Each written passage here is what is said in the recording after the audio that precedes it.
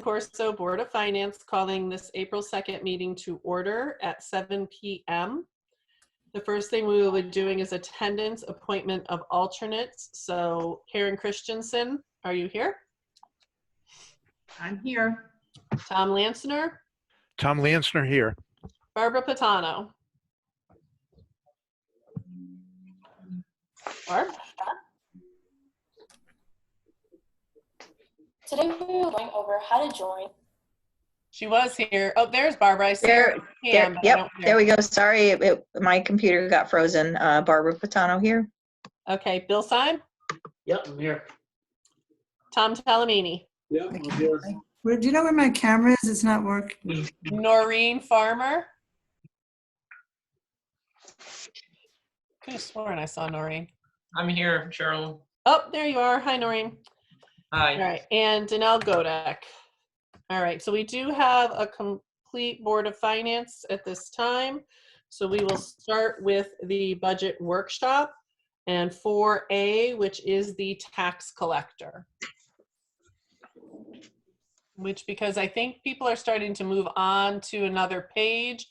Is the tax collector here? This is Jason from the Board of Selectmen. She is not. Okay. I can answer any questions that anybody might have about her budget. Okay, and just Jerry Corso, Board of Finance, just a few housekeeping things again. Please remember, if you do speak, to announce who you are, what department you are from. If you aren't speaking, if you could keep yourself muted, just because it tends to feed back on people. Thank you very much. So, Board of Finance members, any questions or comments regarding the tax collector budget? This is Bill, Board of Finance. It's pretty straightforward to me. I'm good. Yeah, there's really not much going on in there. You are correct. Anybody else? Okay. 4B would be Cemetery Association. Is there anybody with us from the Cemetery Association? All right. So from my Board of Finance, any questions, comments?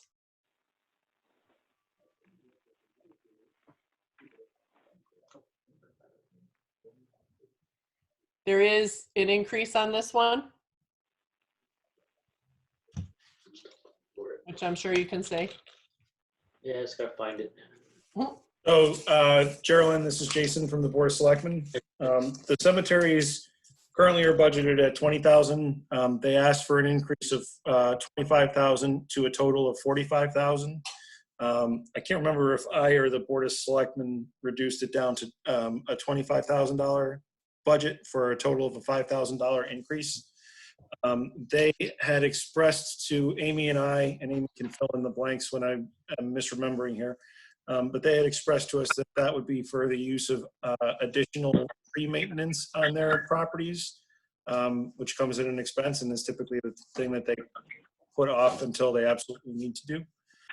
So my recollection is that their increase is for that type of facility maintenance updates.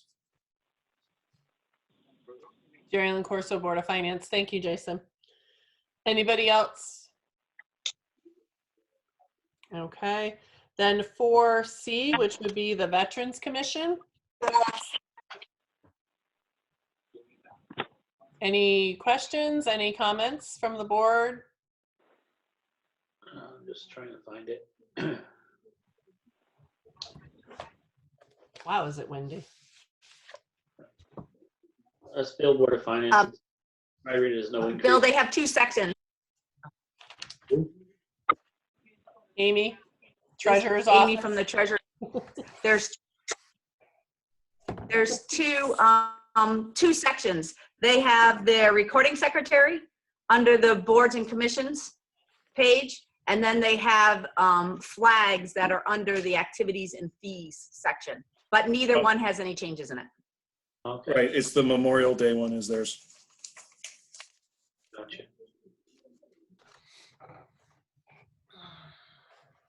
No, I'm good. Bill, Board of Finance, I'm good. All right, Jerry Corso, Board of Finance. Anybody else? All right, so we would move on to 4D, Broadbrook Library. Paul Anderson, Broadbrook Library. I'm here. Answer any questions. Geraldine Corso, Board of Finance. Thank you, Paul.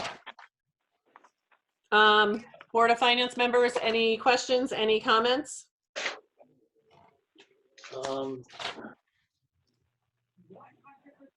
They're at, right now, they're at, from the Board of Selectmen to us, they're at $25,000. Is that correct?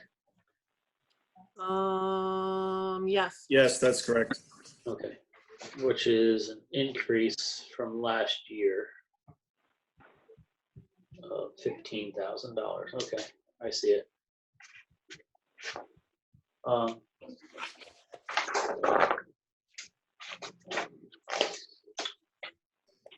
Just for, this is Jason from the Board of Selectmen, just for people's information, Paul Anderson is on the line. He is the president of the Broadbrook Library Association.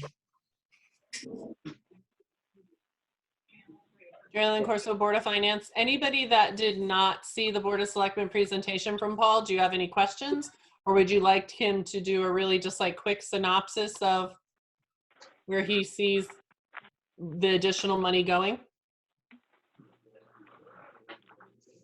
This is Bill, Board of Finance. I mean, he can give a quick update. I mean, I'm looking at his budget that he submitted in the book here and whatnot. I mean, it's pretty straightforward to me what he's asking for.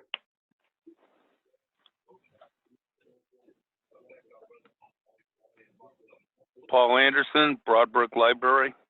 I'd just like to point out that the amount of the request is exactly the same as the amount of the request last year. So we didn't change our amount of requests. The difference was that the selectmen chose to put through that request as it was made, as opposed to being cut by some drastic amount. Geraldine Corso, Board of Finance. Thank you, Paul. Board of Finance, any other questions at this time? This is Bill. I'm good. Okay. Geraldine Corso, Board of Finance. I'm going to assume if I don't hear you guys that you're good. So let's move on to 4E, Warehouse Point Library.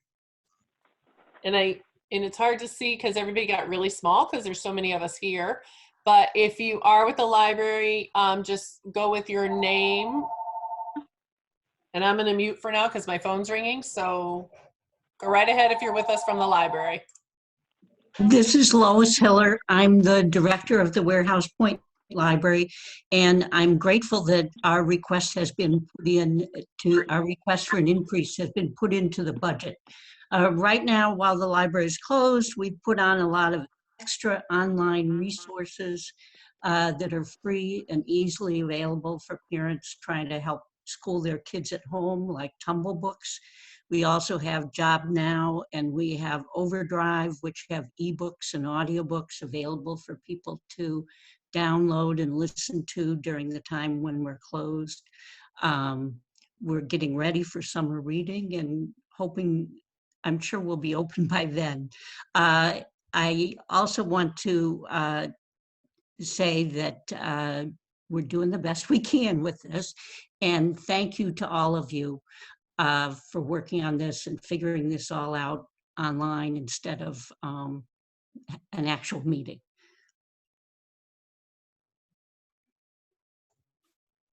Geraldine Corso, Board of Finance. Thank you, Lois. Anyone else? Yes, this is Al Floyd. I'm on the board with the Warehouse Point Library.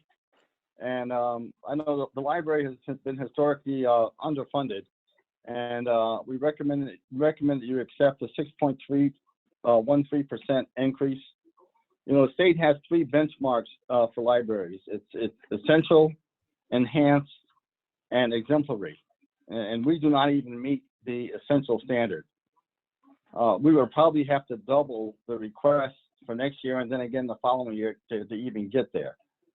I don't know whether the town might miss out on some state funding because they don't meet the state guidelines, but I think that's something that maybe we should look into. You know, the library needs upgrades for technology. They need to be able to pay their staff a little better. They need to be able to open more hours. So I applaud the increase that you're giving us, and just think that you need to look at maybe doing something better in the future.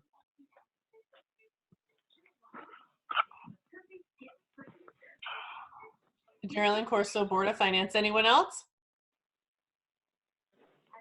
Any questions from the boards, comments?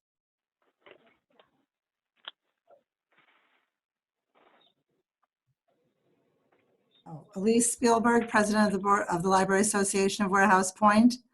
And I too just want to thank you for putting forth the budget that we had asked for, that we're really grateful for what's going on. Our library has seen an increase since Lois became our director. And I have to say that, you know, we're just a valuable resource to the town, especially at this time. You should really all check out our online resources that are free to individuals who have no library card even. And then there's an ability to get temporary library cards at this time. So we really appreciate the support from the town in making our library, you know, reach some essential services. Thank you.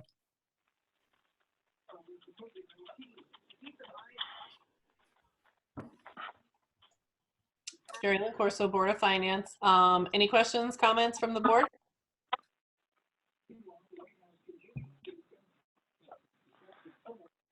Okay. Then we are going to move on to 4F, Parks and Rec, Senior Center, Social Service, Elderly Commission. And I know that Melissa is here with us somewhere, and so is Joe. Melissa, are you here? And I'm here. okay. And then next is Public Works. So it's Melissa, you're up. Hi, everybody. Thanks so much for having me tonight. I'm happy to answer any questions on departments that you might have. Geraldine Corso, Board of Finance. Melissa Maltese, Community Services Director, sorry. Geraldine Corso, Board of Finance. I kind of introduced you, so I thought we might be safe a little there, but I wasn't sure. All right, so from the board, any questions of, why don't we go one by one? Any questions of Parks and Rec right now for Melissa? And I'll give you a few minutes to get to the right page, so.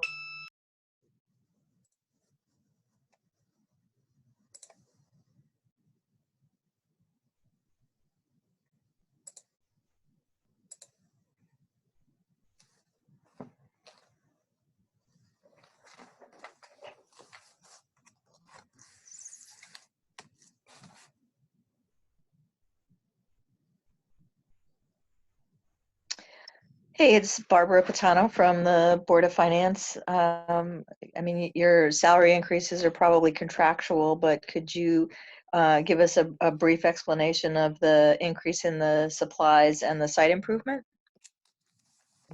Sure, hold on one second. Let me just switch to that as well.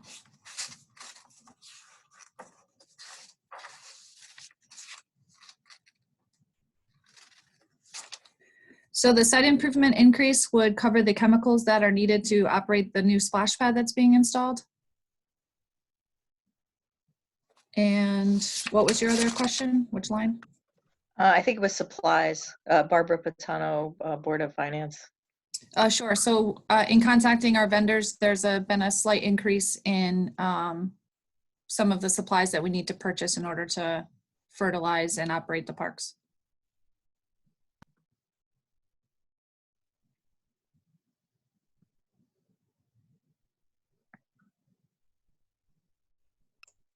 Geraldine Corso, Board of Finance. Anyone else for Parks and Rec for Melissa? Karen Christensen, Board of Finance. Melissa, when you say upgrade the parks, what exactly do you mean? To operate, not Melissa Maltese, Community Services Recreation Director. Not operate, not upgrade, operate. Thank you. Geraldine Corso, Board of Finance. Anyone else on Parks and Rec? All right, so I'm going to move on to Senior Center.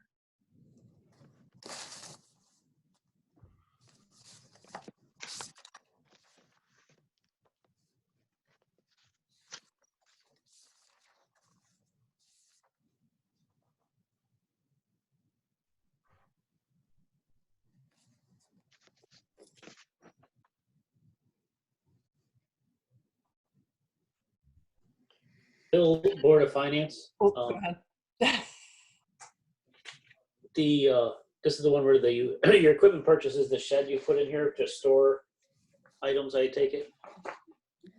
That's still in here? Wait, I read this?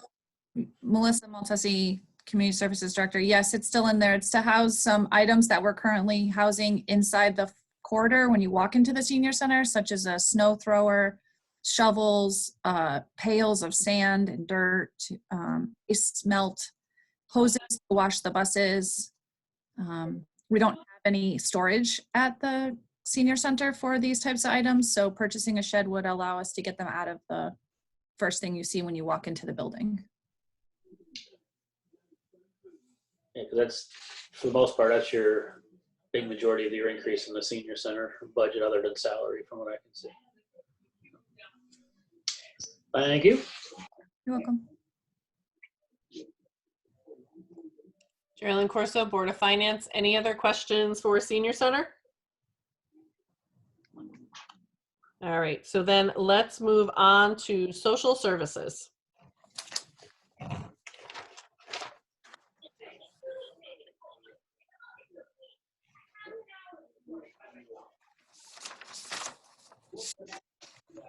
That one, the Bill, Board of Finance, I mean, that's a decrease, and some of that salary was moved down below to the other one. You combine certain thing, or is it just a less position? So we had Melissa Maltesi, Community Services Director. We had a retirement in the department, and so that was a little bit of a decrease in the full-time. And then the part-time, I did request a part-time addition as a new employee, but that was removed by the Board of Selectmen. Okay, and the longevity went away with your retired person, I see. Okay. And I still only have one person receiving longevity. So this is Jason from the Board of Selectmen. Just on that reduction in the part-time position, that actually was not cut by the Board of Selectmen. It was cut at my level. It was certainly before any of this COVID-19 stuff had happened.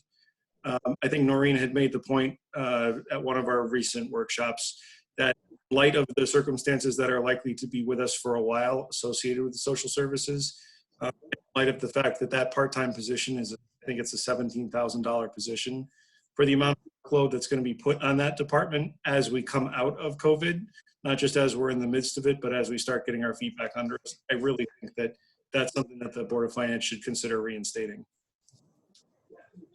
Marilyn Corso, Board of Finance. So if that is true, Melissa, why don't you explain a little to us what you anticipate that position doing? Sure, Melissa Maltesi, Community Services Director. That person is the first line of entry for our department. We currently do not have, well, the temporary position this person is holding greets people when they come in. She's the one that answers the phone when we're in sessions with other clients. By not having that person, we are having to put current sessions on hold and to answer the phone. We're having to send people to voicemail. So we're anticipating the number of appointments to increase significantly once the moratoriums for the electric and water companies go away and the shut-off notices start rolling back in. Our increases are going to go up. The state has extended energy assistance. It was supposed to end April 1st, and then it was supposed to end April 15th. Now it's been extended until June. So we are going to be in the midst of energy season until probably next energy season starts. So that person will help us to make those appointments. She can take documents from people. A lot of it is just redetermination of their eligibility for the program. And every time they want to apply, they have to redetermine if they're eligible. So her just taking that paperwork and scanning it in saves us 15 minutes of an appointment. We're able to make things more efficient. The food pantry numbers are increasing. I'd say already they had 125 families this past month utilize the food pantry, and that number is going to increase. We're seeing a number of people already calling for resources. I'm anticipating once we are able to get out of our homes after this, that people are going to finally check their mail and actually read their mail. and they're going to have a number of things that they might have fallen off of at the state level for benefits, and they're going to look for the town to kind of help with that. So having someone here to help us with that position will allow us to meet the demand that's going to be put on this, not to mention the fact that we still have to operate all of our normal programs that'll be coming up at that time of the year, such as back to school and our holiday programs.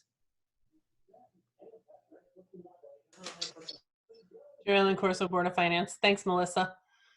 So this is Jason from the Board of Selectmen. If I could just add on to that. On the circumstances with programs that are offered by the state that are administered at the local level are changing a lot. They are, and those deadlines, as Melissa alluded to, those deadlines are being extended. So whereas it used to be that a program would run and then end, and then the next program would begin a couple of weeks or a month down the road from there, they're now being bookended on top of each other, which is just going to make the burden on her office considerable for the foreseeable future. Geraldine? And Noreen. Yep. Hi, Noreen Farmer, Board of Finance. Melissa, how many hours is this part-time person going to work? Melissa Maltesi, Community Services Director. It's a 19-hour-a-week position. Noreen Farmer, Board of Finance. Is that going to be sufficient to meet the needs that you're already seeing and foresee coming? It's an Melissa Maltesi, Community Services Director. It's an anticipated number at this point. I think it's better than nothing.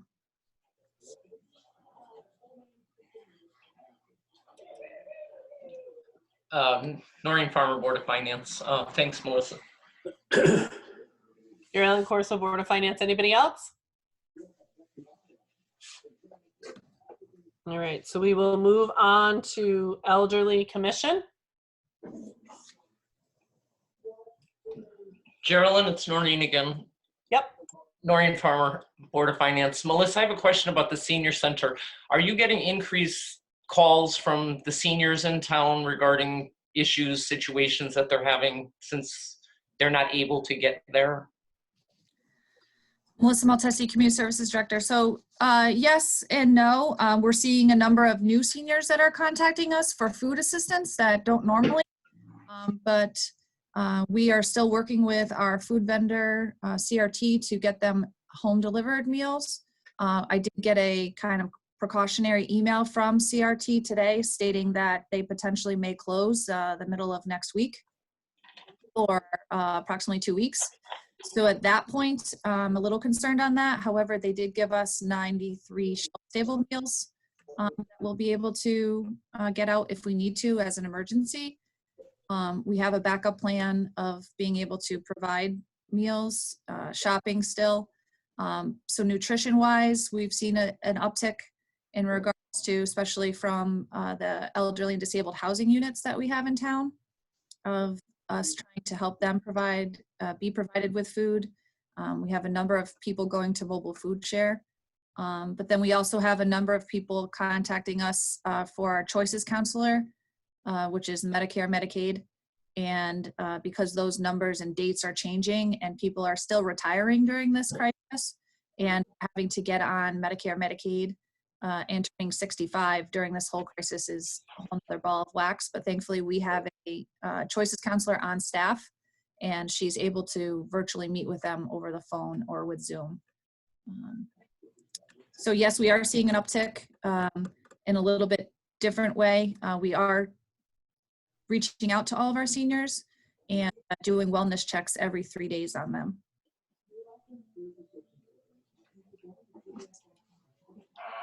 Noreen Farmer, Board of Finance. Thanks, Melissa. Welcome. Geraldine Corso, Board of Finance. Any other questions, comments? All right. That will have us move to 4G, which would be Public Works, Sanitation, Town Property, Roads, IT, and Building Commission.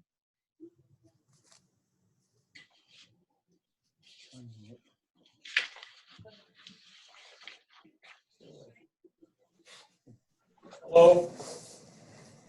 Hello. Lenore. Len Norton, Public Works. Can you hear me? Jerry Corso, Board of Finance. Yep, we can hear you, Len. Okay, cool. Well, I assume we're doing Public Works first, 610, 100. Jerry Corso, Board of Finance. Yes, we are. Okay, Len Norton again. If anyone has any questions, I do want to address my full-time salary line where I had initially requested a facility maintainer that was taken out by the Board of Selectmen. I can go over that, but if there are any other questions on the rest of the lines beforehand, I'd be happy to answer them. Jerry Corso, Board of Finance. Is there any questions, comments from any members at this time? I have nothing other than the salary line to hear the position, if he doesn't mind.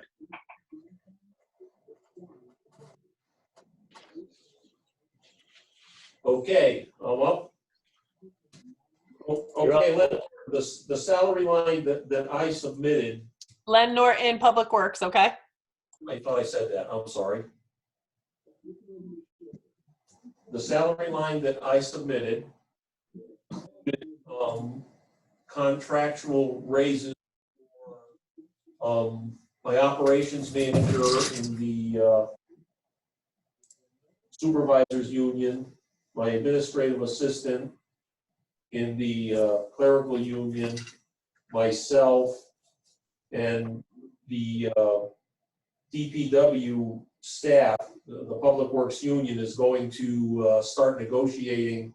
Their contract is up June 30th, so we don't have any numbers for next year. So their salaries at this time are flat because we don't know what to put in there.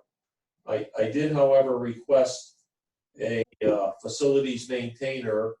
Last year we did not get a number of projects completed because my operations manager, who was also my inspector, was not able to partake in many projects to be overseen. We had a couple of drainage projects that had to wait until hopefully this year, a couple of road projects.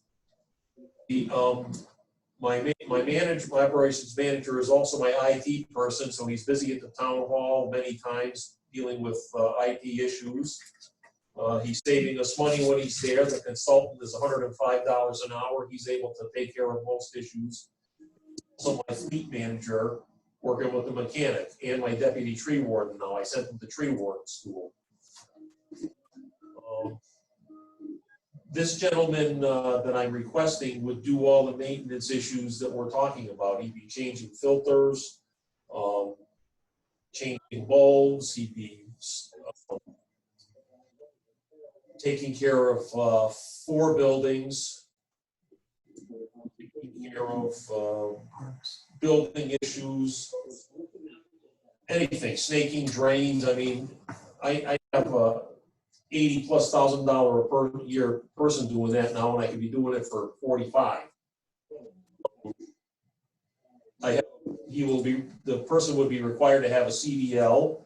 He would be helping to plow as well as cleaning around town buildings in the winter, shoveling sidewalks currently when the crew is done plowing. If it's a 2-day event, they then have to go out and shovel the town sidewalks. Just the right thing to do. This is a person that's a boots on the ground guy, and he's half the cost of my operations manager. The other thing, that was brought up tonight a little bit, and it kind of holds true to this position. When this nightmare that we are in currently is over, there's a continuing probably for months where we're still going to be wanting to wipe down and sanitize all of our town buildings, our door handles, doors, light switches, what have you. And who I'm not sure who you think is going to do that, but I'll guarantee you it's going to fall on this department, and that'd be a great job for this person to be doing. That's my piece.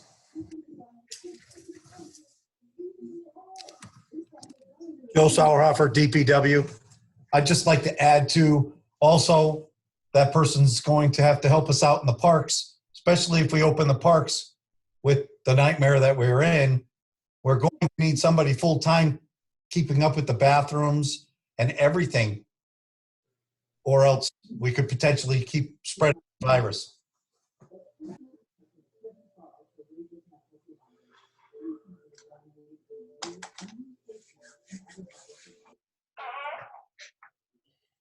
Marilyn Corso, Board of Finance. Board of Finance members, any questions, any comments? Bill, Board of Finance, I appreciate the explanation and does give us something to think about. Marilyn Corso, Board of Finance. Anybody else at this time? Noreen Farmer, Board of Finance. Just to add a humorous note, Len, could it be a female who does this job rather than a man? Absolutely. Okay, you said gentleman a few times, so I'm just checking to see if it's capable to be done by a female. This job could be done by a female. Len, Public Works. Len, Public Works, this job could be done by a female. Noreen, Board of Finance, that's wonderful, thanks. Marilyn Corso, Board of Finance. Anybody else? All right, so let's move on to sanitation. Any questions, comments? Board members? Just looking to get there. Oh, get Marilyn Corso, Board of Finance. Get there. It's such a nice number. There it is. Uh-huh. Bill, Board of Finance, and I understand this, I assume that most of this is the contract we have, the increase under for collection and disposal. Len Norton, Public Works. Yes, we just, I think it was last year. Yes, we signed a new contract towards the end of last year. Our contract ran out. And just to give you an idea where trash in particular is going, we have some comparisons here. As I don't know how many of you are aware of Mira in Hartford, which is where a lot of the trash goes and a lot of the towns belong to, which we opted out of, fortunately, several years ago. They are currently at $85 a ton projected for this year. We are at 83. Next year, they would be 93.50. We will be 86.32. And we went into a 5-year contract where in year 5, they're projected to be at 124.45. And we're projected, well, we will be at $97.10. And I get a little bit more involved in this than you may see, or maybe you've seen it on the news. The numbers at Mira are probably going to at least double, if not go higher. They're having serious problems down there, and the only way they're going to correct it is to charge people more money. So we have a great deal. Just Bill, Board of Finance, out of curiosity, where does our stuff actually go to? Honestly, I don't know. Okay. Norton Public Works, our agreement with them is they take it. I believe they take some to Massachusetts. They do own a facility over in Windsor Locks, the old Wicks building, if you're familiar with it. There's rail that goes out of there. So we don't really care where they take it as long as where they take it is a legal disposal area. No problem. I just was curious where it went to. So, but yeah, I thought we'd signed a contract recently, so we're going to be in good shape for 5 years, and after that, who knows? Right. And then the $20,000 that's in there is we did the hazardous waste 2 years ago, and proposing to do it again this year.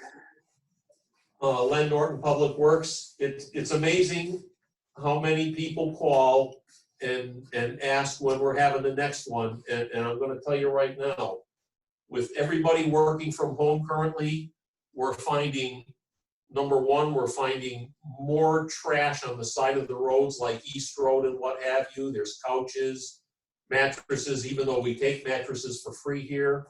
I'm sure that when the dust settles, people that are cleaning out their houses are gonna find plenty of cans of unused chemicals and what have you that they're gonna wanna get rid of, and we'll have an opportunity for them to do it.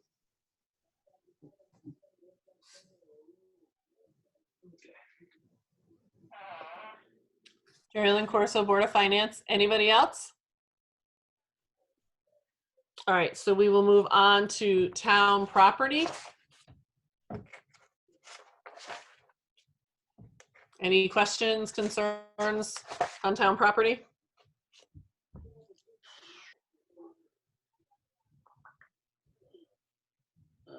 Just finding it here. There it is.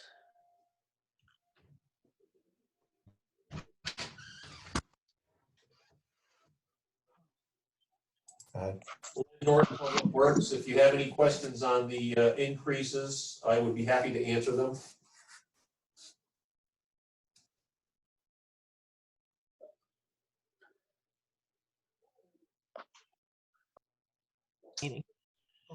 Geraldine Corso, Board of Finance. Just a quick one on, and I think we talked about this, but under phone, it's a $5,000 increase, correct?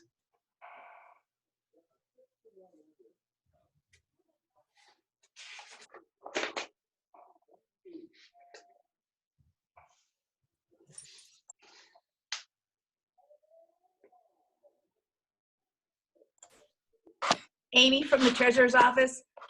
Yes, it's a 5,000 and it's tied to the police hot spots in their cars. I think Joe can confirm that, but This is Joe from the Department of Public Works.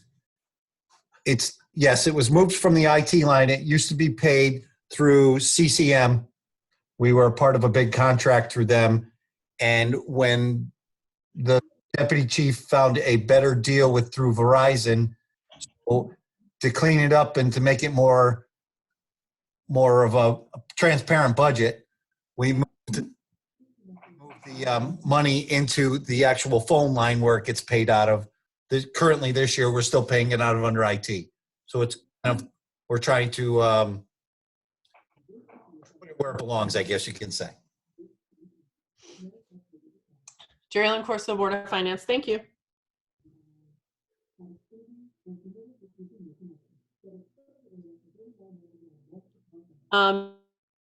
Geraldine Corso, Board of Finance, and janitorial service, because I don't have my explanation because I'm only working off my spreadsheet. Is that just part of the contract, Joe? Yes, Joe Sauerhofer, DPW, that is correct. We signed with a new cleaning company, and they were actually the most economical ones to go with. And we are very happy. They're a weekend, and we are very happy with the way they're cleaning. Geraldine Corso, Board of Finance. Okay, anybody else? Still Board of Finance, I'm good. Oh, Geraldine Corso, Board of Finance. I knew there was one more thing. This is where we have our fire hydrants. And just refresh my memory. We cover all of the fire hydrants in the entire town, correct? Whether it be Warehouse Point, Broadbrook, we're all one, right? Joe Sauerhofer, yes. DPW, yes, you are correct. We pay all the fire hydrants throughout town, other than in the adult active communities and the condos. Geraldine Corso, Board of Finance. Okay, I just want to make sure. Geraldine Corso, Board of Finance. Anybody else on town property? All right, we can move on to road improvements. Geraldine Corso, Board of Finance. I don't think there's really a lot to say. You look like you've pretty much ended up with what you started with.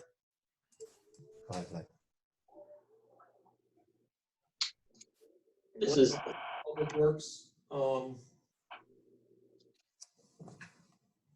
Well, we ended up with about what we started with, but we could sure use a little more. As I said, we have some road projects that we have to do. I finished a design on some drainage on a couple different portions of Wells Road that we're gonna have to put out the bid. There's some drainage on Tromley Road, and then those two particular areas on those roads will have some full depth reconstruction done instead of just an overlay or even a reclaim and pave. They're in some pretty bad shape. And there's also, we recently pulled a bond from a developer off of Depot Street, Meadow Farms, and there's likely not enough money in the bond money that was left to finish that project properly. So we will likely need more money to finish that as well, to get it done correctly. So anything you can give us would help. Jerry Lynn Corso, Board of Finance. The last comment that you made, Len, about the bond and the project, kind of explain that to me, how that's going to end up in our...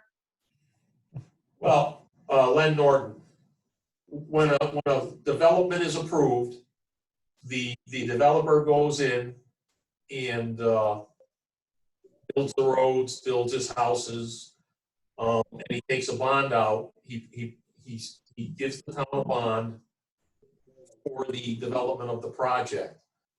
The particular problem with this development is, some of the bond money had been released over time and he was progressing and completing parts of the project. Well, the initial roads were put in the binder course probably 8 or 10 years ago. One particular road never had the top wood on it, so the binder's been down for 8 or 10 years. And a 1.5 inch binder is not meant to be taking that kind of traffic for a year and a half. So we have money to put a top on the road, but we're now going to have to pull the binder up and put 2 courses of blacktop down. On the other road, which he put the top on, after the binder had been down, not as long as this other one. There's issues where we're going to have to completely redo the cul-de-sac, mill off the top 1.5 inches, 2 inches of the road, and then put a proper top down on it. So it's basically, and I've talked to the planning department. We have to a little different plan, and this is really no fault of anybody. And I talked to other town engineers. It's a problem that other towns are having. 10 years ago, all these developments started to go in. The economy didn't do what people thought it was going to do, and the tops of the roads never got put down. So there's many towns where they're having the same problem. So we have to rethink when we release bonds, or maybe revisit the bonding every 2 years to make sure that there's money available if they're not progressing. So that's the problem. Just the time it took to finish the project.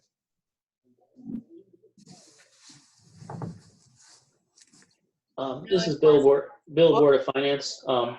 Obviously, with the lack of snow this winter, and as of, and I don't know what the number is now, but according to the budget number we have on first of the year, you only spent 45 of the 150.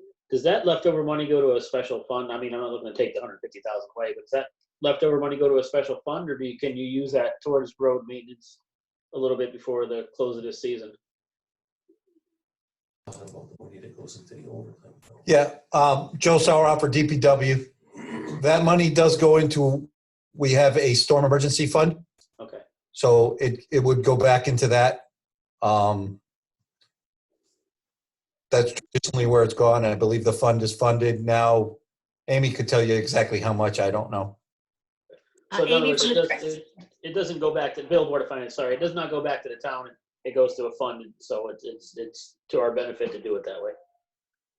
Amy from the Treasurer's Office. This actually could be spent in road maintenance because our restrictions are anything within operations can be switched around, transferred between accounts.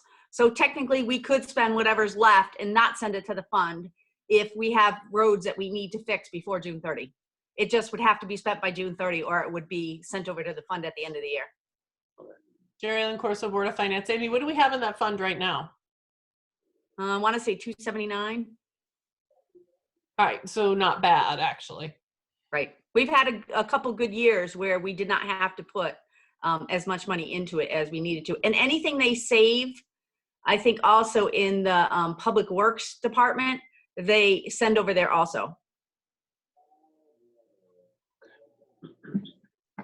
Geraldine Corso, Board of Finance. Thank you, Amy. Anybody else? Questions? Yep.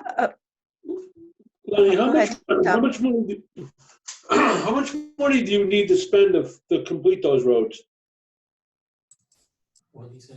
Joe Sauerhofer, DPW.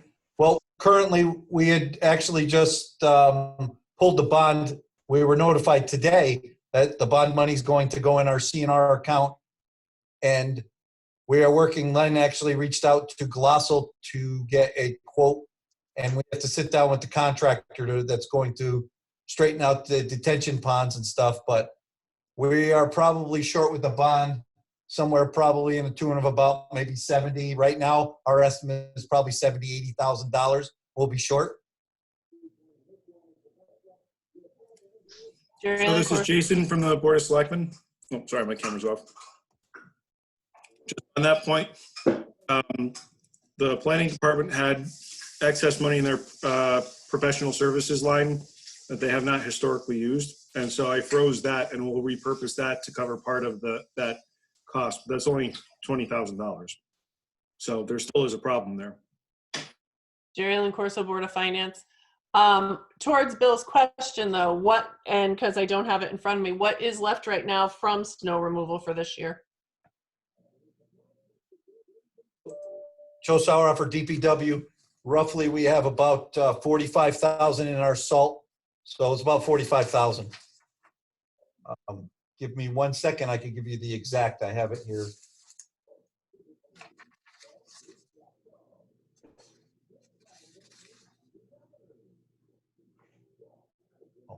It's actually $68,337.52.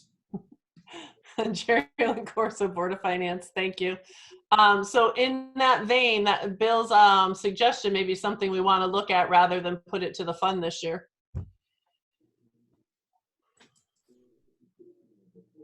Joe Sauerhofer, DPW. Okay, never mind. Geraldine Corso, Board of Finance. Okay. Any other questions on roads? Noreen Farmer, Board of Finance. Is there stipulations to that storm fund where the money gets moved to as to what it can be used for? Amy from the Treasurer's Office, yes. It's tied to a bad winter that doesn't have really a big storm that we could get FEMA money from. But in a case where we need more salt and sand than we have budgeted, or we need more overtime than is budgeted in the DPW budget. Noreen, Board of Finance. Thanks, Amy. Geraldine Corso, Board of Finance. Any other questions for roads? Comments? This is Barbara Patano, Board of Finance. I was hoping, as long as we still have Lenny and Joe here, that I could revisit the water hydrants. Geraldine Corso, Board of Finance. Yeah, that's fine because we still have IT and Building Commission to go. So go right ahead. Okay, so when I was campaigning with Jason, there was a conversation with someone that had was in one of the condos about the inequities of them being required to pay for their own hydrants. And while I appreciate that that was set up when the projects were set up, I was kind of curious as to what the dollar amount in order to incorporate that back into the town would be. And I appreciate that I'm blindsiding you with the question, so I don't know if that's something that we would have at the ready, but I was just curious as to what kind of financial impact that would be. Geraldine Corso, Board of Finance. Can I comment first? Well, I guess I can because I interrupted. But Barbara, there's a long backstory regarding fire hydrants and regarding lighting for the condos and the areas. And I want to say probably about 3 years back, we tried to meet them in the middle and put the fire hydrants back in. And they pretty much told us blatantly and bluntly that if we weren't going to give it all, they didn't need our fire hydrant money. because we felt it was at least good that we put the fire hydrant in because they let us use their fire hydrants. So there is a long backstory. I'm sure they can get you the number, but I think we should get you some more information on the entire backstory. Joe Sauerhofer, DPW. To answer the question, a fire hydrant roughly costs the town between $3,000 and $4,000. It's depending on the water line, the length of the water line, and the hydrant itself. So there's a calculation they have, but I mean, a rule of thumb, the way we figure is about $3,500 a fire hydrant. Barbara Patano, Board of Finance, that's per year or that's just a one-shot deal? Joe Sauerhofer, DPW, that is per year. That's why our budget for fire hydrants Is almost $400,000. is $389,000. $389,000. And that's just townwide, and that covers roughly about 1,000. I think we have 1,000 hydrants throughout the town. Barbara Patano, Board of Finance. So Joe, how many hydrants are there that are, I guess, offline, that someone else's budget is paying for and not the town's, like the condo fees? We don't have that count. It would be hard other than doing a physical walk around. But I'll tell you off the top of my head, Southern Auto has 13 on their property. I know that just because I'm really weird, I guess. But as far as what the condos have, it all depends on how big they are. For reference, Jesse Lane, that was just built out in Windsorville, they put 4 leading up to Jesse Lane on East Road and in Jesse Lane for that area. So you can imagine there's probably somewhere between maybe 8 and 12, depending on the size of the condo complexes or so. Okay, Barbara Patano, Board of Finance. So another skeleton in our closet. Thanks for the info.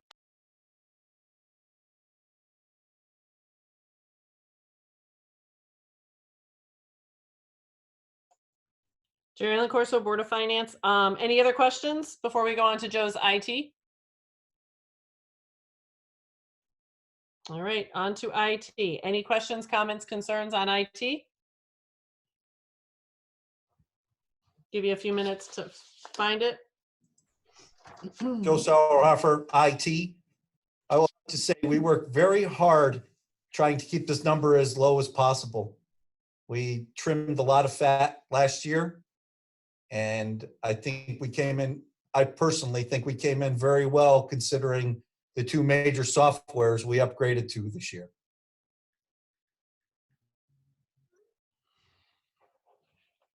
Jerry Ellen Corso, Board of Finance. Thanks, Joe. Any questions, any comments, concerns?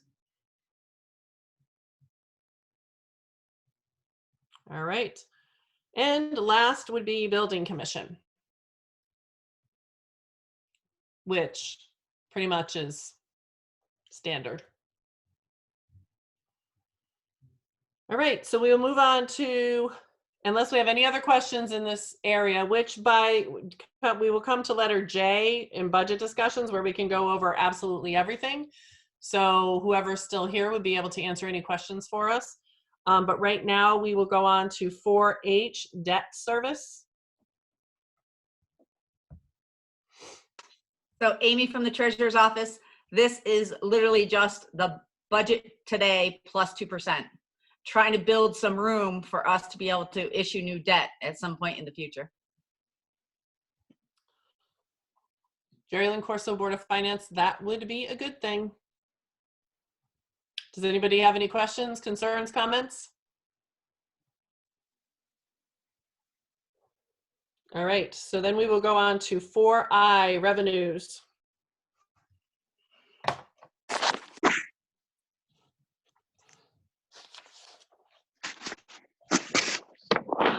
All right, so I guess Amy from the Treasurer's Office. Basically, I have left everything flat except right now I put back in the transfer from fund balance at 450, which had been traditionally your number prior to boosting it last year, trying to get Warehouse Point Fire into the budget. You boosted your transfer from fund balance to 500,000. So currently in the estimates in those spreadsheets, it's in there at 450. But other than that, there is only one small increase in aircraft and copy fees for $800. And other than that, all the changes, everything's exactly the same. And it ends up being right now, as the budget stands, with the Board of Ed at 6.8, it stands at that we will have with a budget of 42,544,429.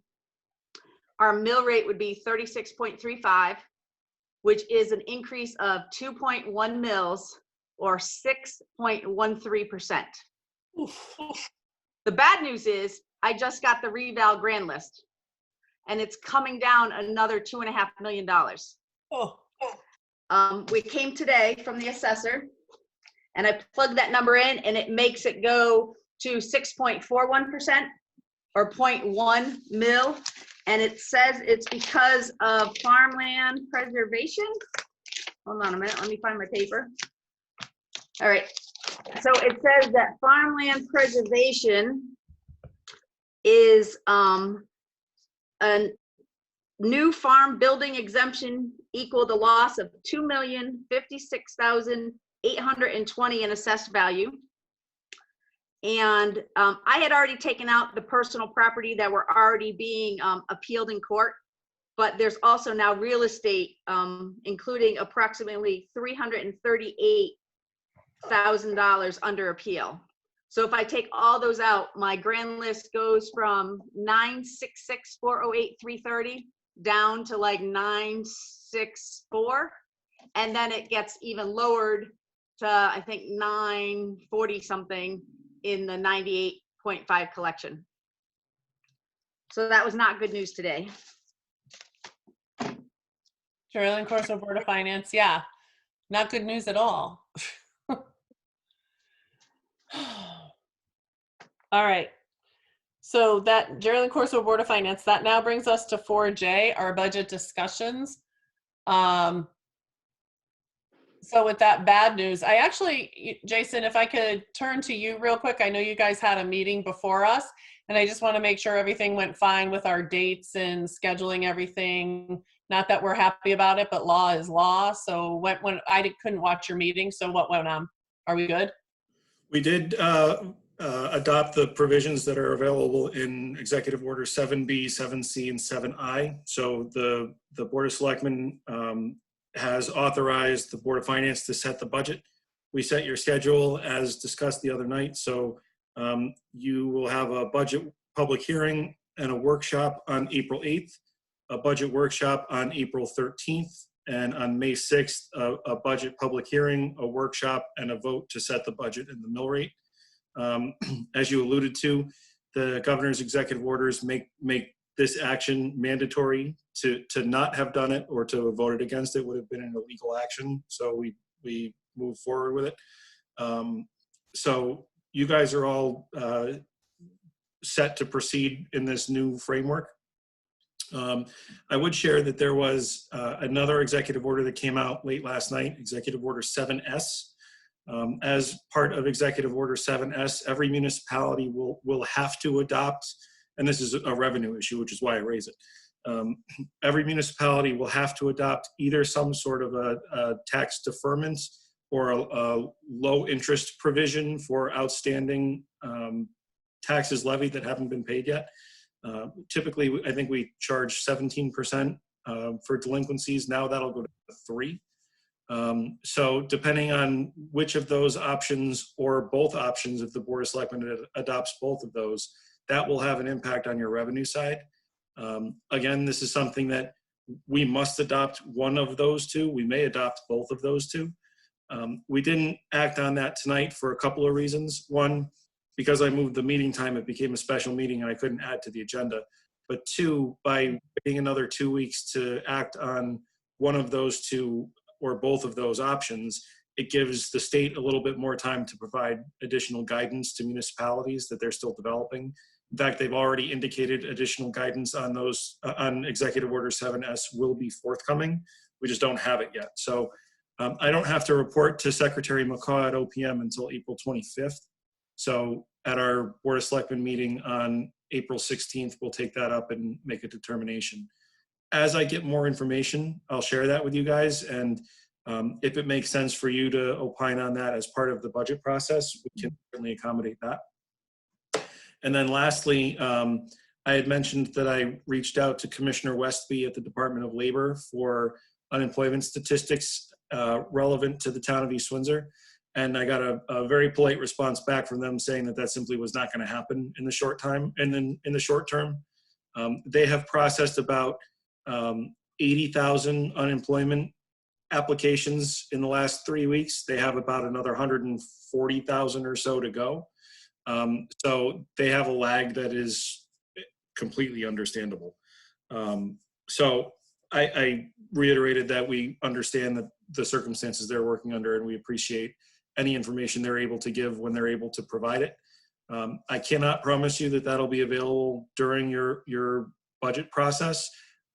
I think it probably will be, but I can't promise that. So as soon as I get that, I'll share that with you, but you should know that we won't have accurate data pertinent to East Windsor in most likely circumstance. So that's what I have. Any questions on any of that stuff? Sherilyn Corso, Board of Finance. No, I don't think I have any questions. I don't know how you keep track of every single one. Thank you.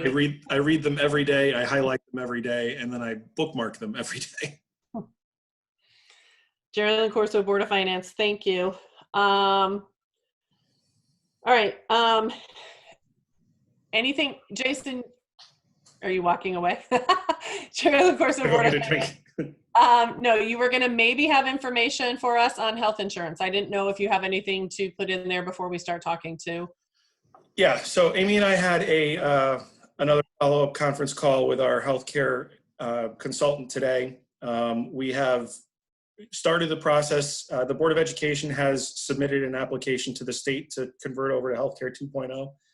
We are working on that, which isn't, we're not behind the 8 ball in that space. It's just there are some additional outstanding questions that Amy had that we need to get resolution to. So that's in process. I have communicated to the affected bargaining units that it is our intention to switch over to Healthcare 2.0. And I've given them until April 7th to reach out and let me know if they wanted to impact bargain that. There are 2 types of bargaining. There's impact bargaining and there's mandatory bargaining. Because I'm affecting an existing benefit, that's impact bargaining. If I were to add something or take something away, that would be mandatory bargaining. So in this case, it's impact bargaining. And so far I've heard from the clerical union and WPCA that they would like to negotiate what the impact would be. So there's going to be something to do there. Everybody knows the time frame we're under. We're aiming for an open enrollment of the beginning to the middle of May, so that it would close in enough time to be affected for the start of the fiscal year. So Amy and I were talking today, and she can chime in if there's something that I'm omitting here, but we think that a safe place for you guys from a budgeting perspective for the time being would be to flat fund the health insurance line, with the expectation that there's probably more savings to be had there, but we can't commit to that yet. So if you were to take out the increase and just leave it flat from this year to next, we think that's probably a safe place to start for the time being. And we'll update that as circumstances warrant. Sherilyn Corso, Board of Finance. Thank you. All right, so I talked long enough. Does anybody want to start more budget discussions here? Things that you're thinking? Questions that you have, Amy? I have some other changes. Some good changes. Amy from the Treasurer's Office. Oh, Amy from the Treasurer's Office, yes. So our pension, we had thought it was going up because of the changes. It is not. It will actually be a small savings instead of an increase. So we'll gain about $90,000 in that line. In addition to the 194 in the health insurance line.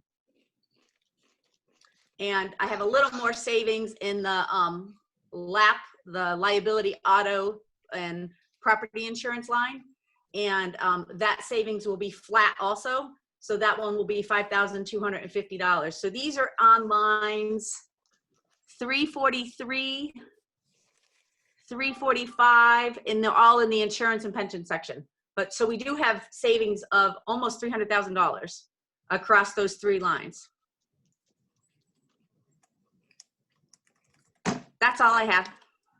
Jerry Lynn Corso, Board of Finance. Well, at least it's good news. You started with the bad, ended with the good. That kind of works. All right, who wants to go next? Board of Finance. Bill. Bill, you got to unmute yourself. Bill, Board of Finance.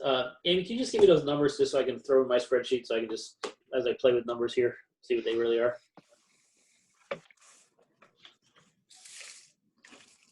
Jerry Lynn Corso, Board of Finance. Amy, you got to unmute yourself. Sorry. Amy, Treasurer's Office. So the health insurance line would stay flat with this year's budget.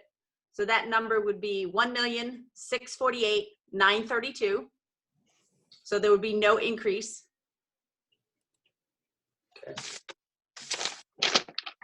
The two lines down from that is the pension ADC, the actuarially determined contribution we need to make. And that number will be $676,196.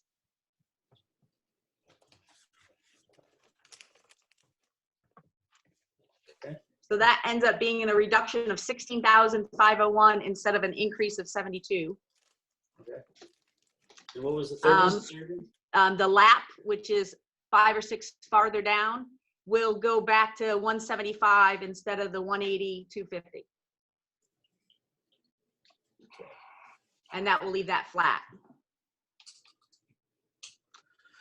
I did forget some other not good news.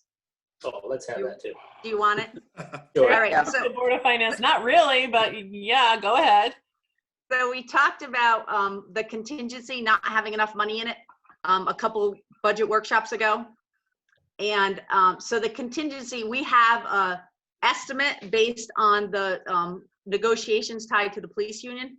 And the police budget will have to go up $168,000.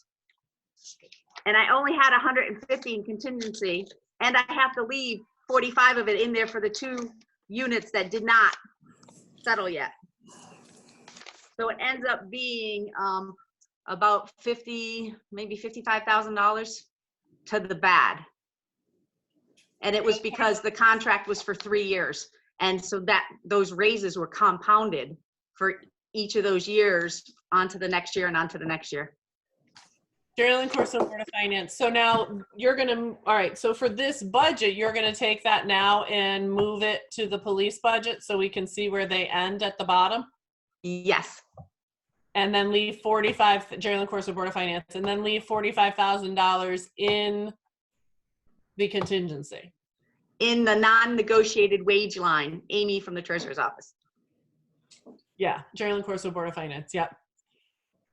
So I guess my question to you is, we can't see that wonderful spreadsheet like we always do at Town Hall, and this is really frustrating because it's hard to. So Geraldine, this is Jason. Amy and I actually have a plan for that. I have the spreadsheet and I can share it, but I need her to walk me through the last 2 changes that she made, so I'm putting things in the right line. So we can actually share the budget. Jerry Lynn Corso, Board of Finance, okay. That works for me because it's very hard to, we have ours, but without the way she makes her changes, it's difficult to.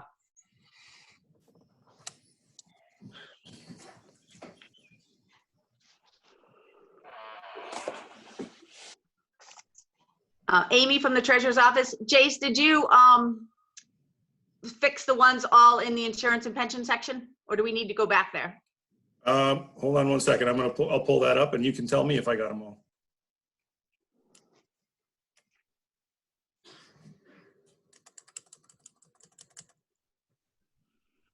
$175, $676, $196, $1648, $932. You got them all. Amy from the Treasurer's Office.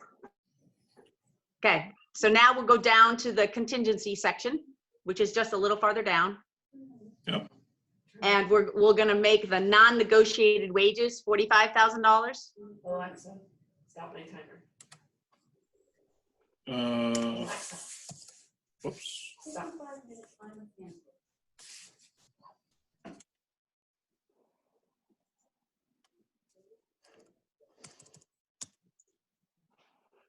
And then we're gonna go up to the police budget.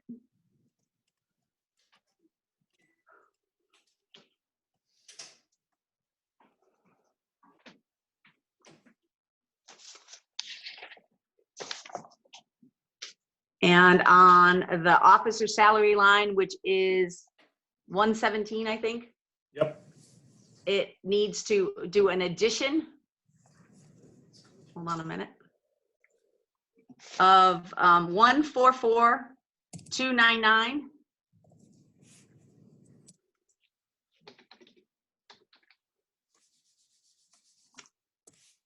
And then we need to go down a few lines to overtime, officer overtime, line 122. And that one we need to add $23,170.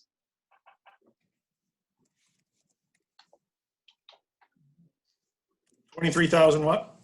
170. Okay. And then we need to go the very next line down, longevity, and we need to add $1,448. Because all of those are salary driven and the raises are all retroactive. So all of those will be impacted. That was 1,148? 1,448.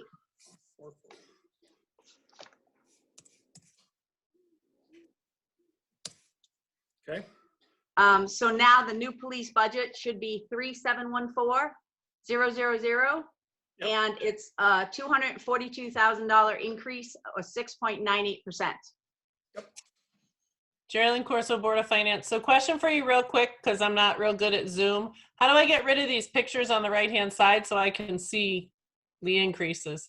So if you put your cursor over the top of that window, there are 4 choices. There's the grid, there's the 2 lines, there's the block, and then there's the little minus sign. Yeah. I have mine on just the block, so all I see is one screen at a time. Okay.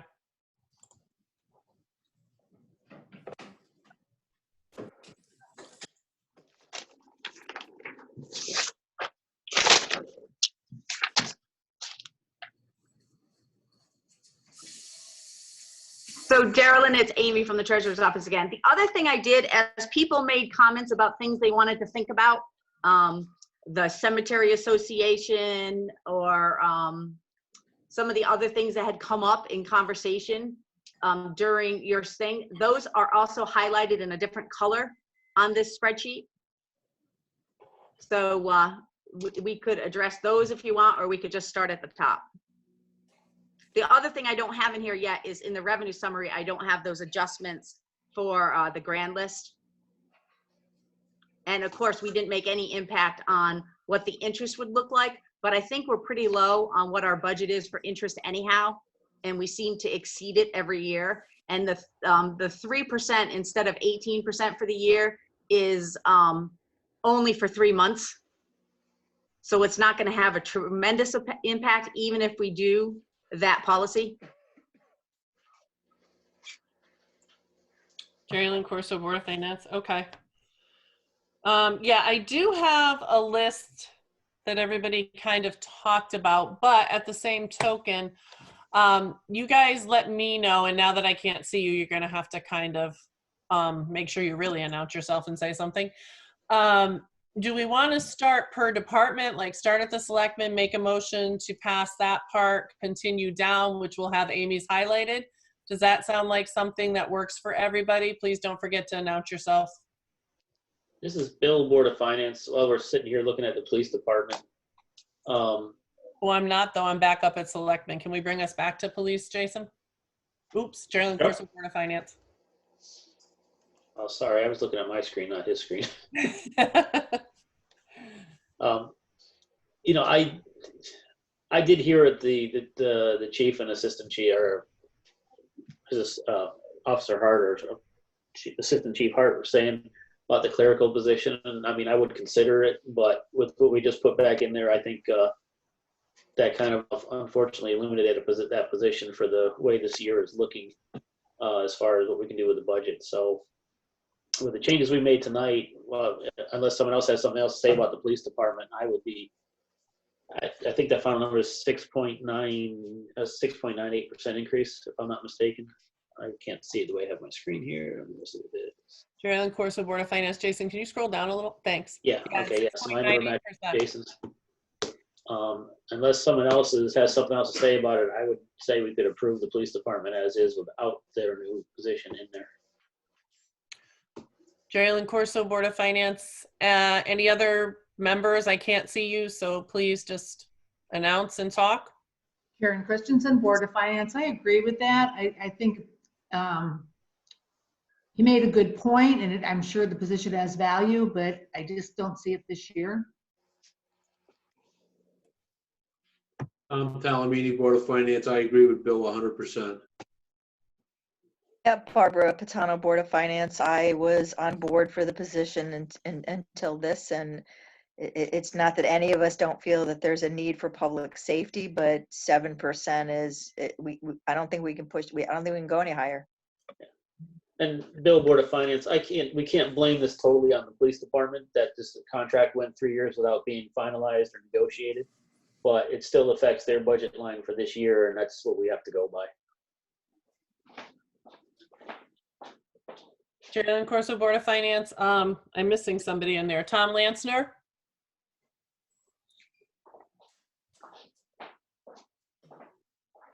Tom, are you there?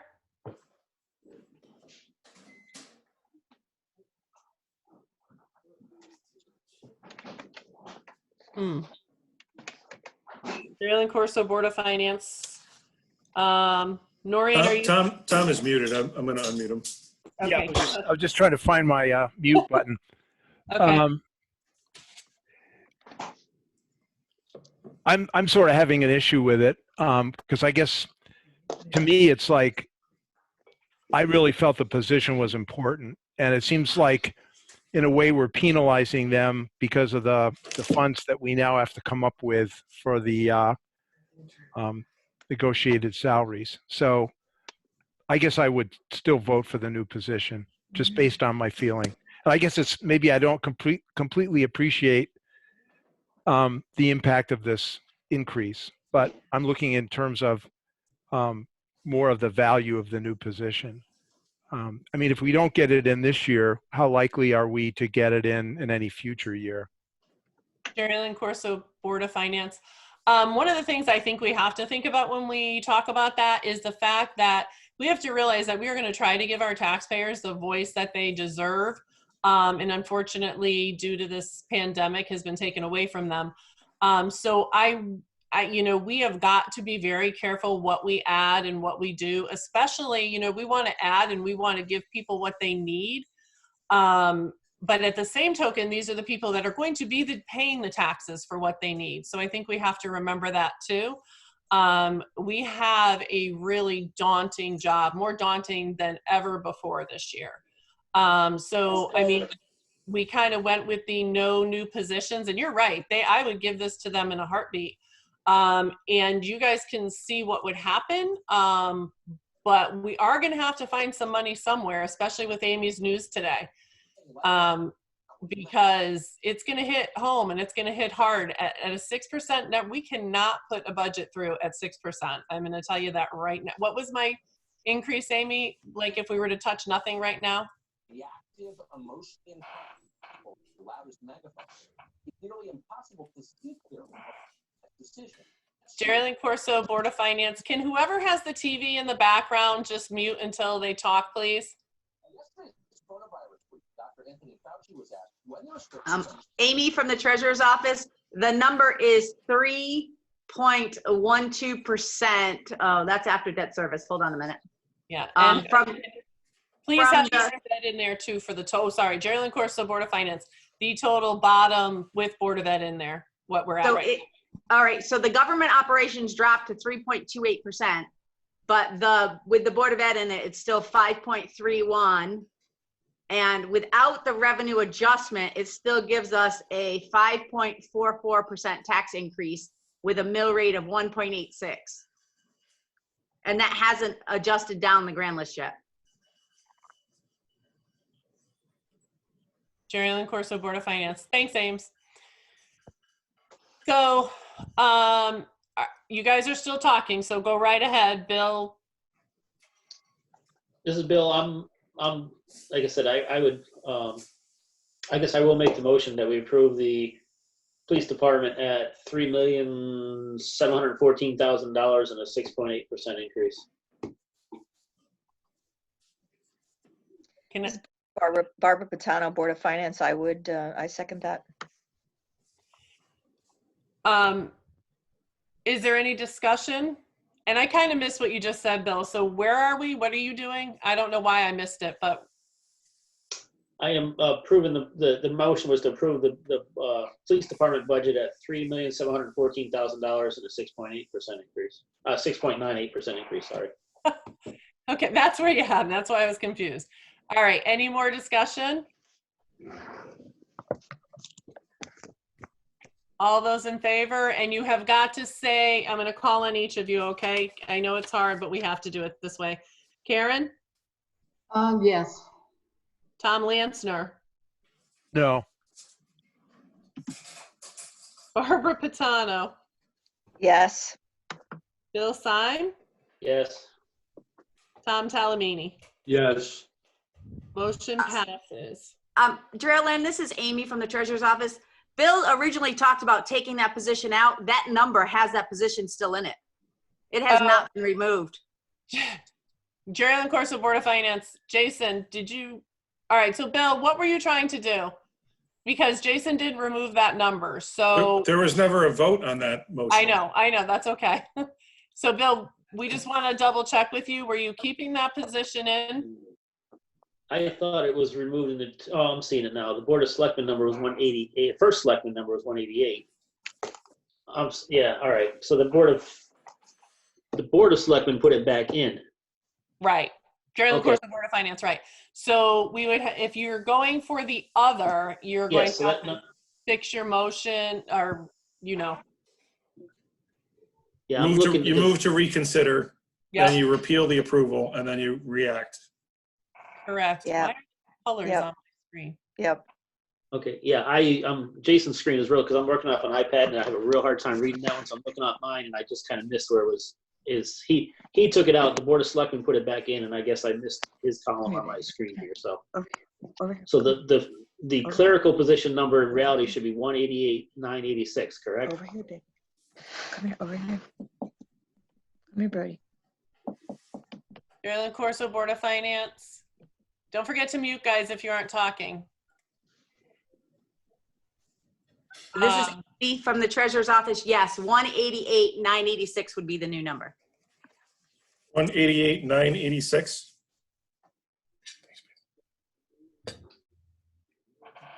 Can somebody confirm that, please? Yes, that's correct.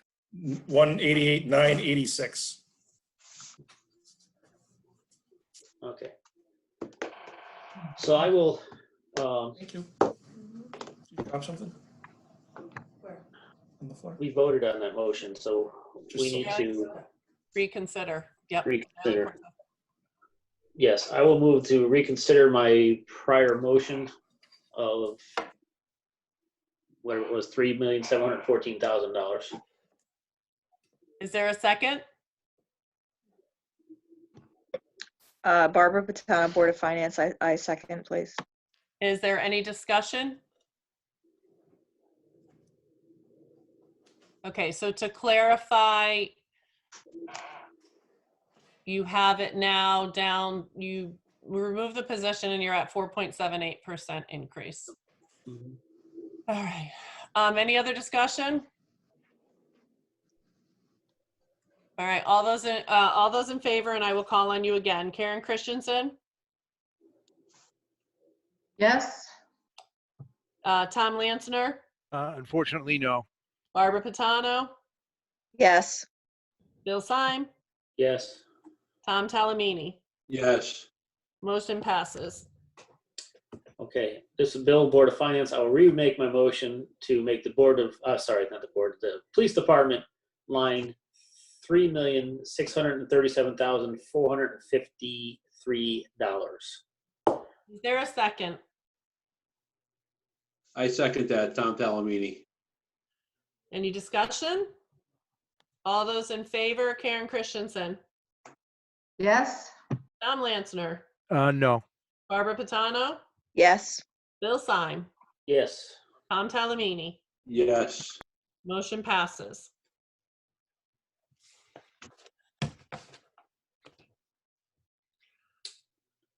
All right, where would you, Geraldine Corso, Board of Finance, where would we like to go next? We can go to the top if you want. That's Bill, sorry, Bill, Board of Finance. Okay. Thank you, Geraldine Corso, Board of Finance. Thank you, Jason. So is there anything that you guys would like to look at here, would like to discuss? Carrie Christensen, Board of Finance. Under the selectmen's budget, the community outreach that increased by $8,000. What are we going to do? I don't remember that. Geraldine Corso, Board of Finance. Jason, do you want to comment to this? Sure, this is Jason from the Selectmen's Office. So historically, that budget line had been at the $10,000 mark, and it was intended for things like a community newsletter or to do, for example, we're doing the Warehouse Point Village redevelopment study.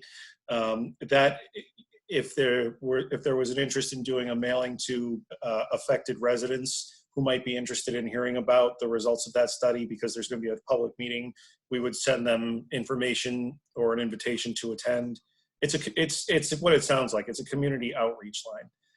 It had been cut by the board over time because it had been used for purposes other than which it was intended. And I was the one who asked for it originally, so I plan on using it for exactly what I had asked for it for. So, I mean, that's the type of thing that we're trying to do is provide more of a sense of transparency and inclusivity in government.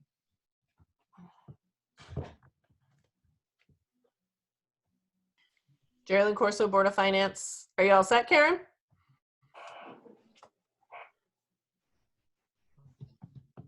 Yes, thank you.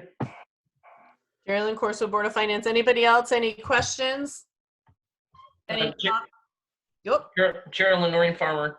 We got a question for Jason as far as the situation is going. Jason, is your office getting increased calls, service requests, whatnot within your office? Service requests, like for social services? Yeah, just, are you getting a lot more calls from the general public relative to the COVID situation? Yeah, for sure we are, but it doesn't necessarily come in my office. It doesn't come with a cost incursion. My staff and I typically will answer questions or provide people the place to go that administer the programs that they're looking for. In my budget, there really isn't much that would be used for service delivery. We would be pointing them towards the Recreation and Community Services Department or some of the different nonprofit or state aid options that are available. We're kind of an information clearinghouse. We don't incur a lot of costs in that sense. Okay. And then can I just ask a general question relative to the FEMA situation and whatnot that's going to be incurring? Does FEMA reimburse us for additional costs across the board, or is it a very select thing that we have to keep track of precisely to get reimbursed for? It's kind of splitting the baby there. So FEMA is going to reimburse, we expect FEMA is going to reimburse for costs incurred associated with COVID-19 at a rate of about 75% of the costs incurred. So the town is going to be on the hook for about 25% of that. The Board of Education, we don't believe is eligible at all for any FEMA reimbursement, but the town we expect is eligible for a 75% reimbursement rate. So what we're doing is all staff have been advised, or not advised, they've been directed to be cataloging any expenses incurred relative to COVID-19.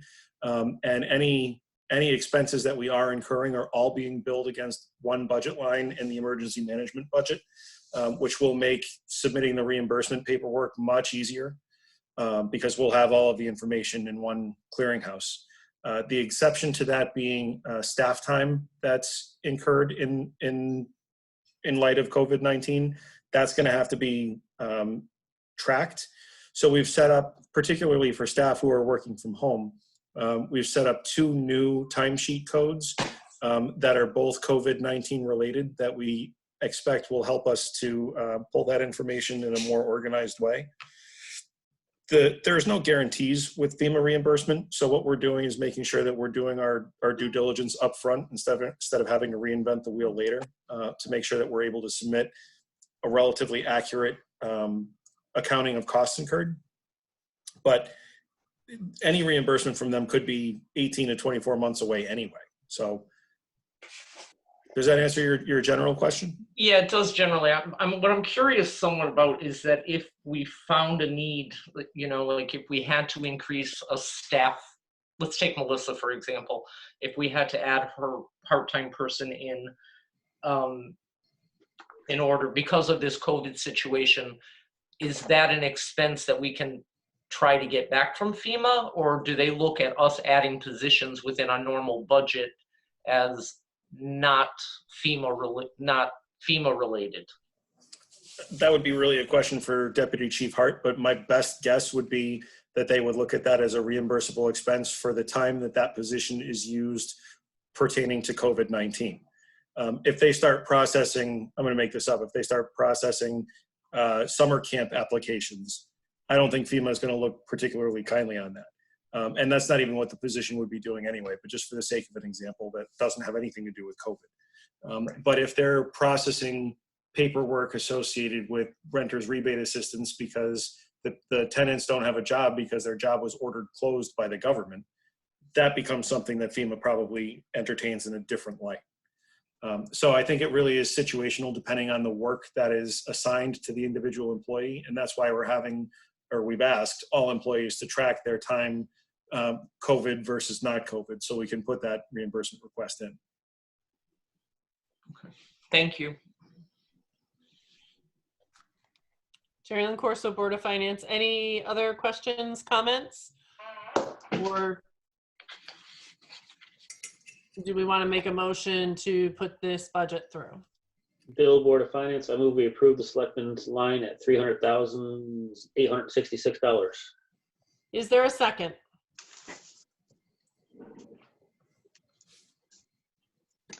Barbara Patano, Board of Finance, I'll second. Chairman Corso, any discussion? All those in favor, and again, I'll call Karen Christensen. Yes. Tom Lansner, Yes. Barbara Patano, Yes. Bill Syme, Yes. Tom Talamini. Yes. Motion passes. And if we could move on to General Corso, Board of Finance, if we could move on to Town Clerk.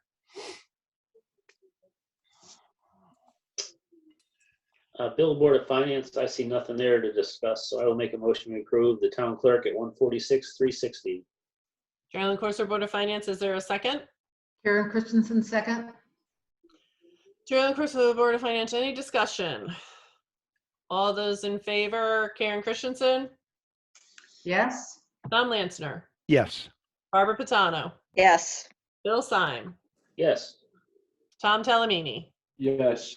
Motion passes. If we can move on to Treasurer. Bill, Board of Finance, I do agree with the increase there because it is getting rid of comp time, which I am not I don't believe that would work and doesn't work in this situation. So with that, I'll move to approve the Treasurer's Office at $254,755. General Corso, Board of Finance, is there a second? Barbara Patano, Board of Finance, I second. General Corso, Board of Finance, any discussion?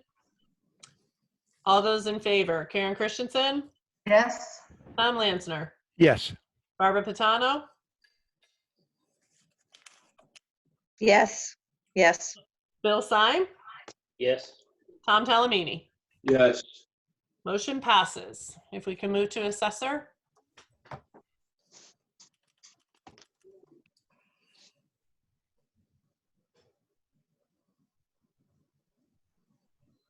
Geraldine Corso, Board of Finance, is there any questions on assessor? I mean, there's nothing really there except for the salary.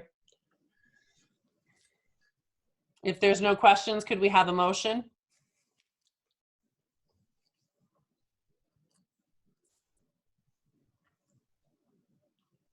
Geraldine Corso, Board of Finance, anybody want to make a motion? I think we lost Bill.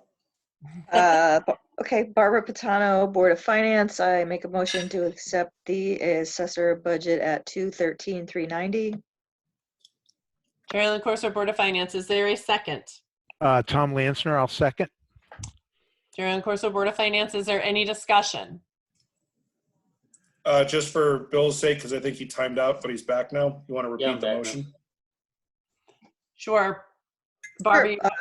Barbara Patano, Board of Finance. I make a motion to approve the assessor budget at $213,390.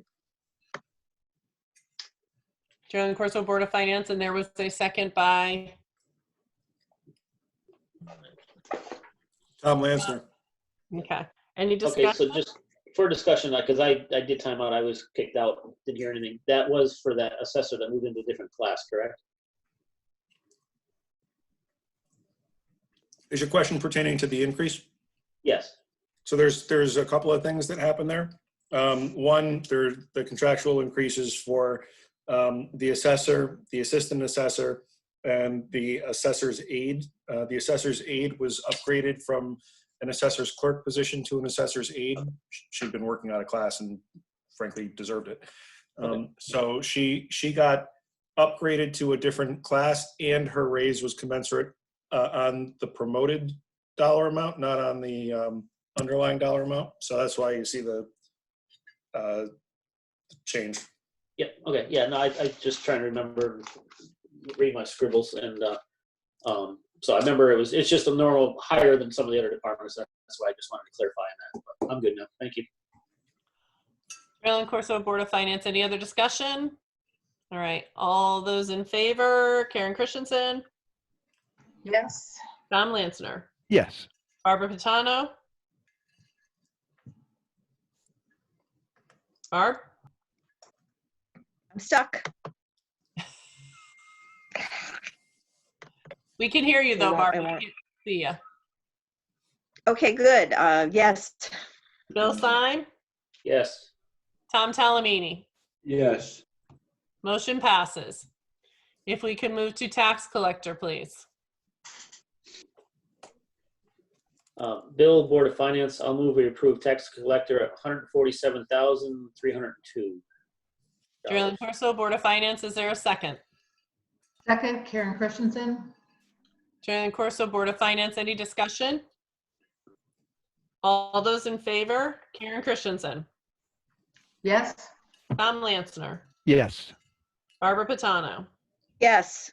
Bill Syme, Yes. Tom Talamini. Yes. Motion passes. If we can move to town planner. Bill, Board of Finance, I'll move we approve town planner at $238,932. Geraldine Corso, Board of Finance, is there a second? Tom Talamini, I'll second that. Geraldine Corso, Board of Finance, is there any discussion? Okay, all those in favor, Karen Christensen, Yes. Tom Lansner, Yes. Barbara Patano, Yes. Bill Syme, Yes. Tom Talamini. Yes. Motion passes. On to building. Bill, Board of Finance, I'll move we approve the building department at $184,902. Geraldine Corso, Board of Finance, is there a second? Barbara Patano, Board of Finance, I second. Geraldine Corso, Board of Finance, any discussion? All those in favor, Karen Christensen, Yes. Tom Lansner, Yes. Barbara Patano, Yes. Bill Syme, Yes. Tom Talamini. Yes. Motion passes. Registrars, Bill, Board of Finance, I'll move that we approve the registrar at $67,383. Geraldine Corso, Board of Finance, is there a second? Jared Christensen, second. Geraldine Corso, Board of Finance, is there any discussion? All those in favor, Karen Christensen, Yes. Tom Landsner, Yes. Barbara Patano, Yes. Bill Syme, Yes. Tom Talamini. Yes. Motion passes. Social services. I'd like to take a pass on this one for the time being. This Bill, Board of Finance, the part-time position, does that qualify for benefits or no? This is Jason from the Board of Selectmen. No, if it's 19 hours a week, it does not. I'd still like to pass on this one until we see a number, and then I might come back to reconsider that part-time position. Geraldine Corso, Board of Finance. I agree. Any other comments from the board? Yeah, Barbara Patano, Board of Finance, I totally agree. I think that Noreen's discussion was very timely, and yeah, I think we need to reconsider this. Yep. All right. So everybody's on, Geraldine Corso, Board of Finance, everybody's on the same page of going past it right now and coming back after we see where our numbers lie, correct? Yes. Correct. Tom Okay. Landsner. Thank you. All right, let's continue on. Please, Jason, roll down. Skip social services. Please. So then Geraldine Corso, Board of Finance, Geraldine Corso, Board of Finance, the next would be emergency management. Bill, Board of Finance, I'll move we approve emergency management at $17,545. Geraldine Corso, Board of Finance, is there a second? Karen Christensen, second. Geraldine Corso, Board of Finance, is there any discussion? All right, all those in favor, Karen Christensen, Yes. Tom Landsner, Yes. Barbara Patano, Yes. Bill Syme, Yes. Tom Talamini. Yes. Motion passes. On to communications. Bill, Board of Finance, I move we approve communications at $49,168. Geraldine Corso, Board of Finance, is there a second?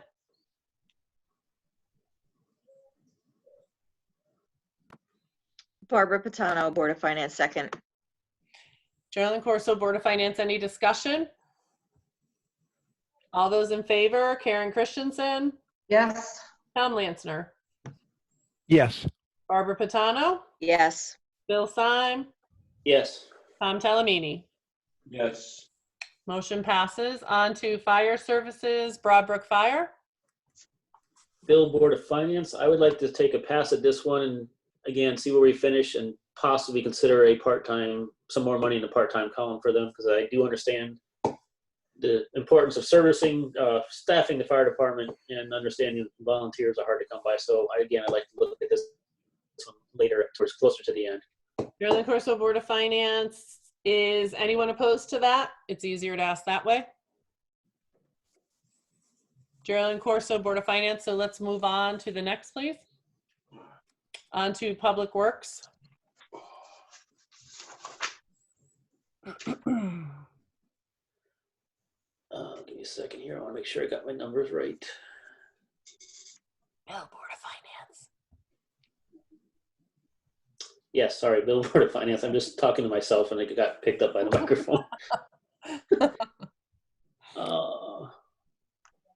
Let me see what Jason has in there. 820. Yeah, it's the number I have. Okay, I will move. I appreciate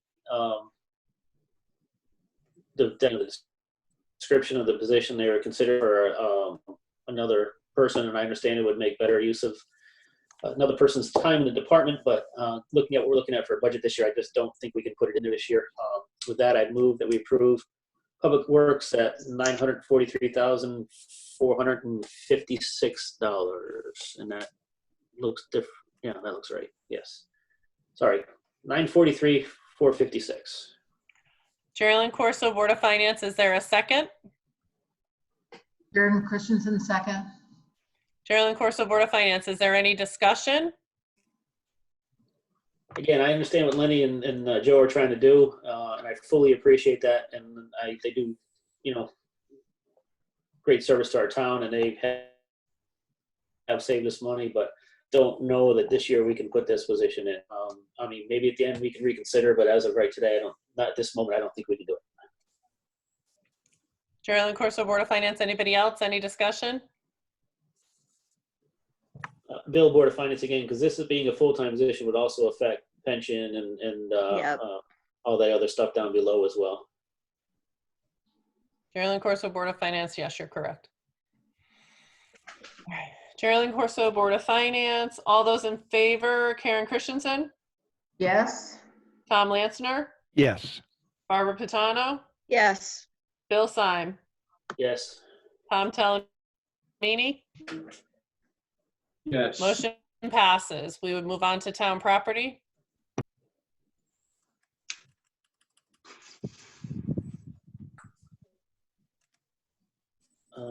Bill, Board of Finance, I will move we approve town at $1,080,748. Geraldine Corso, Board of Finance, is there a second? Tom Talent, also. Geraldine Corso, Board of Finance, any discussion? All those in favor, Karen Christensen? Yes. Tom Lansner, Yes. Barbara Pitano, Yes. Bill Syme, Yes. Tom Talamini. Yes. Motion passes.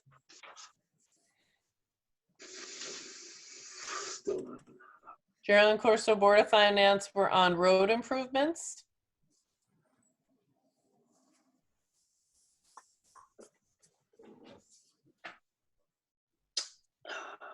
Bill, Board of Finance, again, I appreciate where Lenny and all are coming from as far as increasing the amount to do some projects they have to do. I mean, they do have dollars in CNR as well that can be used in this category. So for now, I think we need to approve it at the $450,000 that was sent to us by the Board of Selectmen.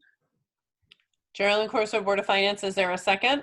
Barbara Pitano, Board of Finance, I guess second. Geraldine Corso, Board of Finance, any discussion? All those in favor, Karen Christensen, Yes. Tom Lansner, Yes. Barbara Pitano, Yes. Bill Syme, Yes. Tom Talamini. Yes. Motion passes. Next department would be Senior Center. Bill, Board of Finance, I question whether we need to, I mean, if we want to try and give them Melissa a position in the above in social services. I have highlighted in red that $3,100 for the equipment purchase of a shed. I appreciate, which again, it would be helpful. It does look bad being, when the first thing you see when you walk in the senior center, but again, we're looking at a tight budget this year and we're trying to squeak a few dollars. The $3,100 is in red to me. So this is Jason from the Board of Selectmen. I feel confident speaking for Melissa that she would trade you the $3,100 for her part-time position. Geraldine Corso, Board of Finance.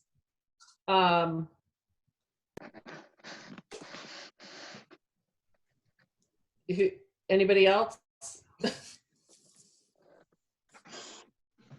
Karen Christensen, Board of Finance, I agree with that. I think that's not as important. And I do go to the senior center. I don't remember seeing a mess, to be honest.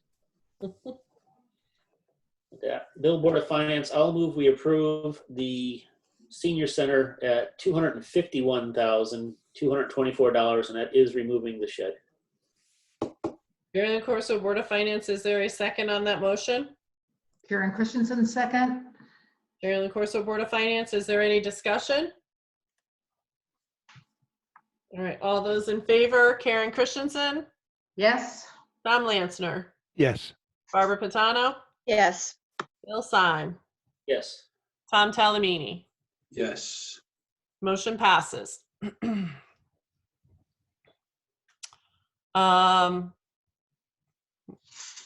we roll on down?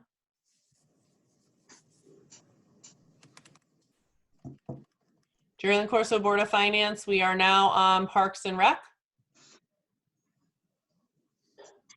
Does anybody have any questions, comments, motions?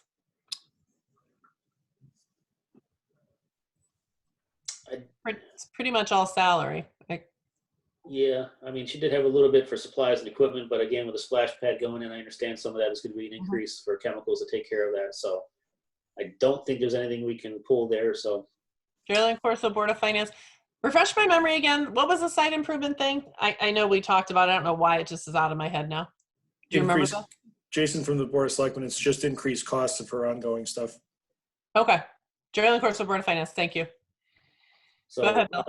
Bill, Board of Finance, I'll move we approve Park and Rec at $300,278. Geraldine Corso, Board of Finance. Is there a second? Tom Lansner, I'll second. Geraldine Corso, Board of Finance. Is there any discussion? All those in favor, Karen Christensen, Yes. Tom Lansner, Yes. Barbara Patana, Yes. Bill Syme, Yes. Tom Talamini. Yes. Motion passes. The more I say your name, Geraldine Corso, Board of Finance, it's like turning into a tongue twister saying all your names. All right. Next department, libraries. Questions, Board of- comments, concerns? Bill, Board of Finance, I had, the total line for libraries at 300,000. I had Broadbrook at 15 and Warehouse Point at 185, but I'm open for discussion because we could, I'd like to hear what other people feel about this line. Geraldine Corso, Board of Finance. Does anybody else want to comment on libraries? We can do each library separate, so why don't we start with Broadbrook Library, which was 10,000 in 2019, has been put to us at 25,000, correct? Yes, correct. Barbara Patano, Board of Finance. So I've been involved for the past 2 years. I think Mr. Anderson puts together an amazing plea for continuing literally education and the service that he adds to the town. It's a tough nut, but personally, I feel the value is there. I think that he's asked time after time, and it's getting increasingly difficult for me to say no. Geraldine Corso, Board of Finance. Anybody else? Geraldine, it's Alan Baker from the Board of Selectmen. Is it okay if I speak? You know what? We don't have a motion going, right? Yeah. No, we're just talking. So yeah, go ahead, Alan. Yeah, I would just, kind of like to second what Barbara said, and also bring up that, both libraries are facing, structural issues basically where they need, one needs a roof, one needs, work to be done, mechanically and whatnot. If we keep on whacking away at these guys, we're going to lose them. Geraldine Corso, Board of Finance. Thanks, Alan.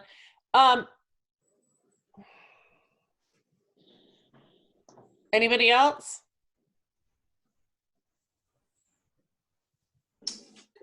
Bill, Board of Finance, I'll move we approve Broadbrook Library at $15,000. Is there a second to approve Broadbrook Library at $15,000? Geraldine Corso, Board of Finance, sorry. Go ahead. Is there a second to approve Broadbrook Library at $15,000? Tom Talamini, I second that. Board of Finance. Geraldine Corso, Board of Finance. Any discussion? I mean, I'll put it in for now. I mean, I think we need to look at the budget as a whole and we're done. We may have to come back. I don't want to come back, but if we have to, we have to. But for now, I think 15 is a fair number. Okay. Any other discussion? Yeah, Barbara Patano, Board of Finance. I think we come to this crossroad year after year, and we keep saying no. It's a small number for the benefit that we get, and I'd like to plead for some additional money for the Broadbrook Library. Okay. Any other discussion out there? Ooh. Okay. All those in favor of the motion to put Broadbrook through at 15,000? Karen Christensen, No. Tom Lansner, No. Barbara Pizzano, No. Bill Syme, Yes. Tom Talamini. Yes. All right, so that fails, right? What is it? 1, 2, 3, 4, 5. 3-2, it fails. Thank you. This is so much easier in person. All right, so we can go back again, or we can go back to it, because I'm going to guarantee we'll be back to these points again when you guys see where the bottom line lies. So, Bill, Board of Finance, I'm going to make a motion on the Warehouse Point Library for $285,000. is Geraldine Corso Board of Finance, is there a second on that? I'll second it, Karen Christensen. Geraldine Corso Board of Finance, any discussion? All right. All those in favor? Karen Christensen, Yes. Tom Lansner, Yes. Barbara Pizzano. Barbara? Yes. Bill Syme, excuse me. Yes. Tom Talamini. Yes. Motion passes. Can we revisit the Broadbrook Library then at 20,000? You can certainly make, oh, Geraldine Corso Board of Finance, you can certainly make a motion, Barbara. Thank you. Barbara Pizzano, Board of Finance. I'd like to make a motion to approve the Broadbrook Library at 20,000. Geraldine Corso Board of Finance, is there a second? Karen Christensen, second. Geraldine Corso Board of Finance, is there any discussion? This is Bill, Board of Finance. Like I said, I'm looking for a little bit of money to put a position in social services, and that's part of where I was coming from. Geraldine Corso Board of Finance, well, you're not going to get there this way. Any other discussion? Yep, Barbara Pizzano, Board of Finance. I agree. It's a really small increase. It's token, and I think it. Okay, enough said. Geraldine Corso Board of Finance. Any other discussion? All right, so all those in favor, Broadbrook at 20,000, Karen Christensen, Yes. Tom Lansner, Yes. Barbara Pizzano, Yes. Bill Syme, No. Tom Talamini. No. Motion still passes. Remember too that we can come back and do reconsiderations, but let's continue on to any of these. Sorry, guys. Now you're on to our budget. Geraldine, Amy O'Toole, Treasurer's Office. That audit number needs to be made 43,000. We discussed it the other night. Geraldine Corso Board of Finance, you're just full of just not good news tonight, okay? Sorry. Hey, Barbara Pizzano, Board of Finance. I thought she gave us a whole bunch of good news with the pension and with the insurance. Geraldine Corso Board of Finance, yes, she did, but now she's up to 4 bads and 2 goods. You gotta average it out over time. She's on the wrong side of the ledger.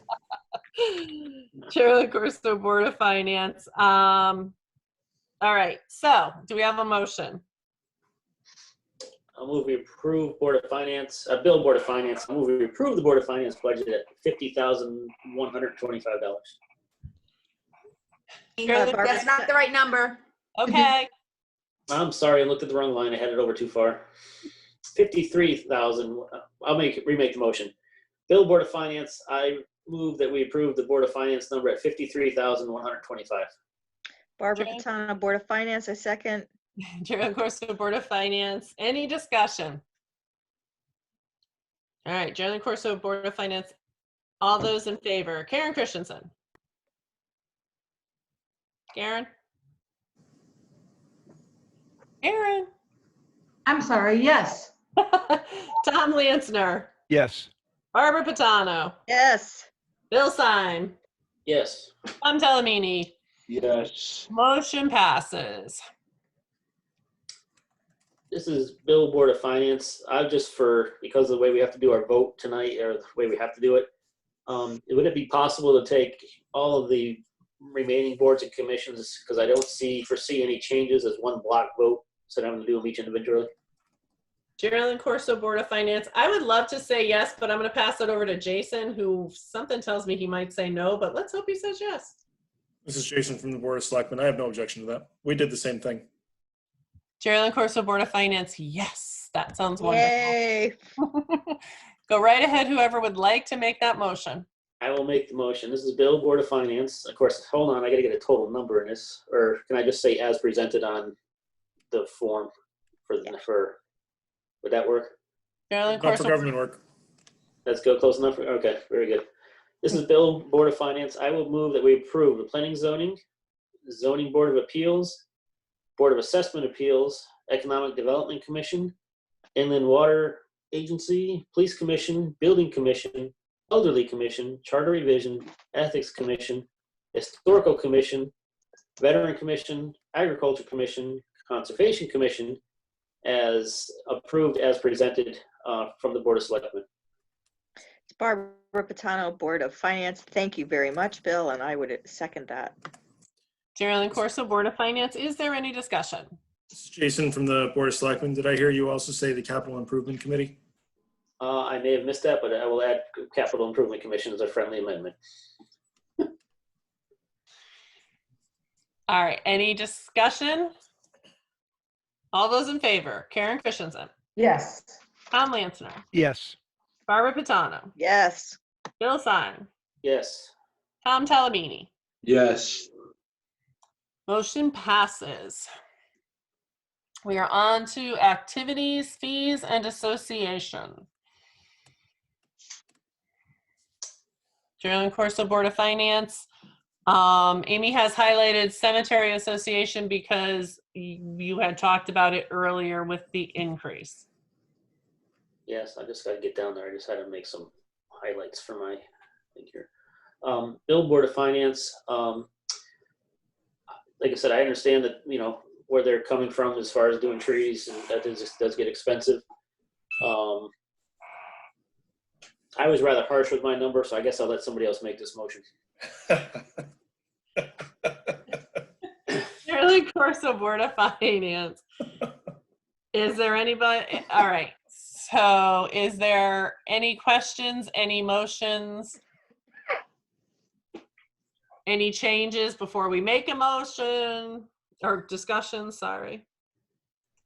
Seeing none, I will make my motion. My motion was to give the Cemetery Association $5,000. Huh? That was my motion for $5,000. I'll teach you guys for keeping quiet. Geraldine Corso, Board of Finance. Wait a minute. You know that they had 20 from last year, right? I do know that, but okay. All right.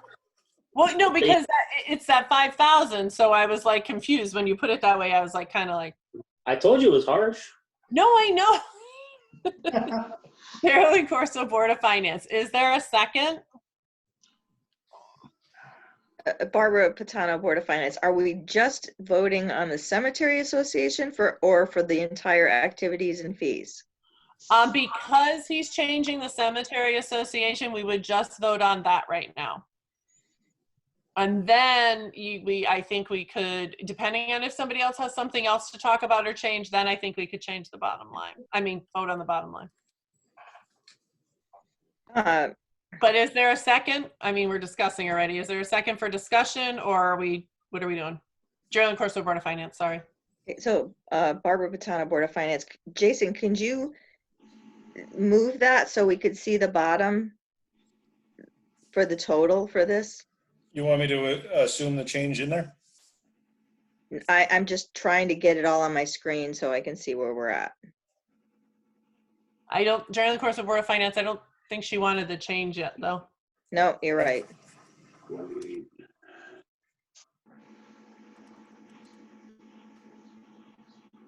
you looking at, I'm sorry, Barbara, were you looking at the total bottom line or just the bottom line for activities and fees? Am I on mute or not? I wanted just the total for the, you did what I wanted. Thank you. This is really hard. During the course of Board of Finance. Yes, it is.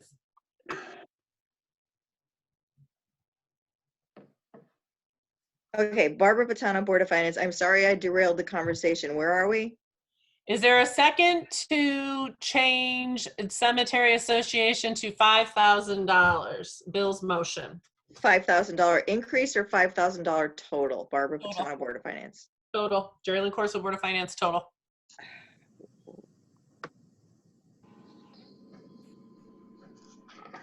So if there is no second, the motion will die.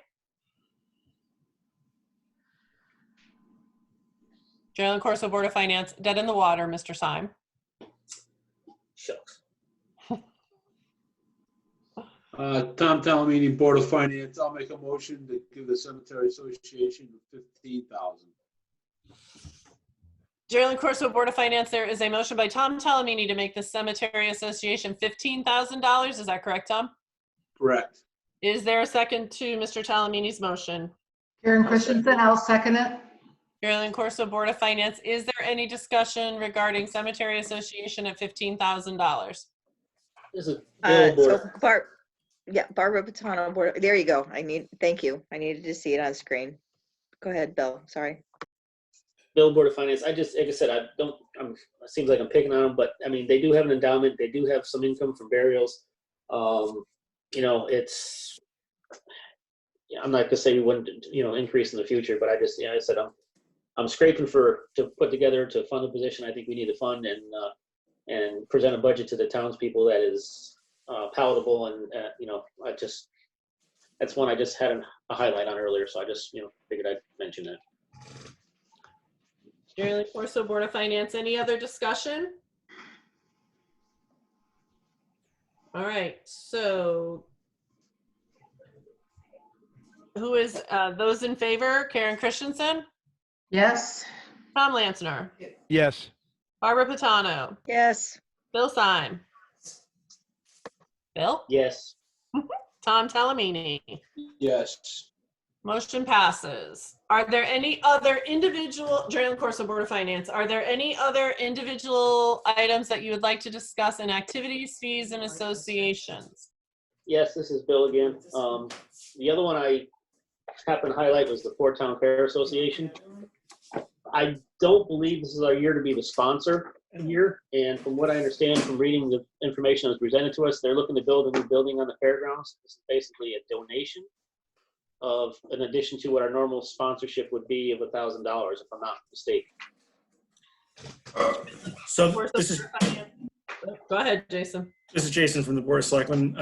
I met with a couple of the directors from East Windsor and Ellington about that, and then I met with leadership from Enfield, Ellington, and East Windsor, both elected and fair directors, and there's a couple of things going on here. One, Bill, you're correct. They are looking to build a new building. They're trying to take advantage of the Farm Viability Grant through DOAG, and they need the matching funds in order to do it. That is part of it. The other part of it, though, is that of the 4 towns, one of them doesn't actually contribute anything and actually costs them money, and that's the host community. Summers has, for a number of years, not contributed a nickel, and it has actually started charging them things like fire marshal fees. So they're having a revenue issue, and they're asking the other 3 towns to help out. During the course of Board of Finance. Well, that's kind of not cool. I mean, so I don't know. That's ridiculous for if Suffield's not gonna, I mean, that makes absolutely no sense. So this is Jason from the Board of Selectmen. I actually suggested to them that if I was a director, I would take issue with the Summers Rotary Club having exclusive rights to the beer garden, while the town of Summers isn't contributing a nickel towards the operations of the fairgrounds, and that perhaps the Summers Rotary Club, who operates the beer garden, should have a conversation with their Board of Selectmen about their $40,000 cash cow going away. Jerry Corso, Board of Finance. Yeah, couldn't somebody else hold that town fair other than Summers? That's one of the, Bill, Board of Finance. I mean, I'm very active in fairs for the string and showing cattle, and I've been involved with the Town Fair through the 4-H Association for many years. And they do a phenomenal job with the grounds for what they have to work with the budget. But again, you know, this is, I have no problem supporting them. But I just, you know, it does say in what was written to us that, I mean, anything we can give is great. I don't want to take our normal sponsorship away. And, but again, I'm just looking, you know, I have a problem with the 5,000. I'm just putting it up as a discussion point, I guess, is all I'm saying. Carolyn Corso, Board of Finance. I mean, we're having a tough time as it is anyways. I just, it's totally, pick up somebody else's pieces is ridiculous. I guess I'll make a motion that we approve the Town Fair Association for $2,500. Carolyn Corso, Board of Finance. Is there a second to Bill's motion? Karen Christensen, I'll second it. Carolyn Corso, Board of Finance, is there any more discussion? All right, those in favor, Karen Christensen, Yes. Tom Lanzner, Yes. Barbara Pitano, Yes. Bill Syme, Yes. Tom Talamini. No. Motion still passes. Are there any other questions, concerns, changes, or would somebody like to make a motion for the total? I will move we approve activities, fees, and associations at $135,595. Barbara Pitano, Board of Finance, I'll second. Carolyn Corso, Board of Finance. Is there any more discussion? All those in favor, Karen Christensen, Yes. Tom Lanzner, Yes. Barbara Pitano, Yes. Bill Syme, Yes. Tom Talamini. Yes. Motion passes. Next. Uh-oh. Carolyn Corso, Board of Finance, we are on to legal expenses.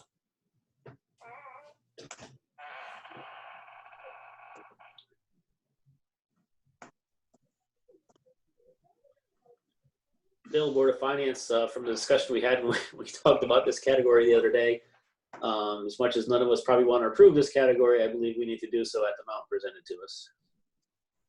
Carolyn Corso, Board of Finance. Yeah, I definitely have to say I agree, Bill. I mean, Jason needs the resources, yes, but there is so much to pick up after the predecessor that you also have to look at that too. So. Bill, Board of Finance, and I also believe this is I'll call it a fluid number. I think next year that once Jason gets a year in his belt and once we get our labor negotiations done, unless we have a bunch next year, there could be some savings here. So with that being said, I guess I'll move we approve legal expense at $280,000.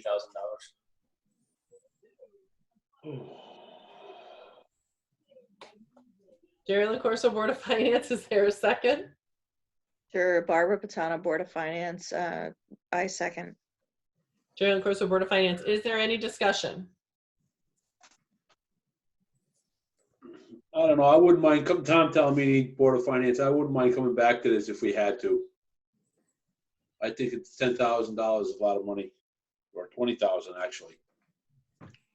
Carolyn Corso, Board of Finance, any other discussion?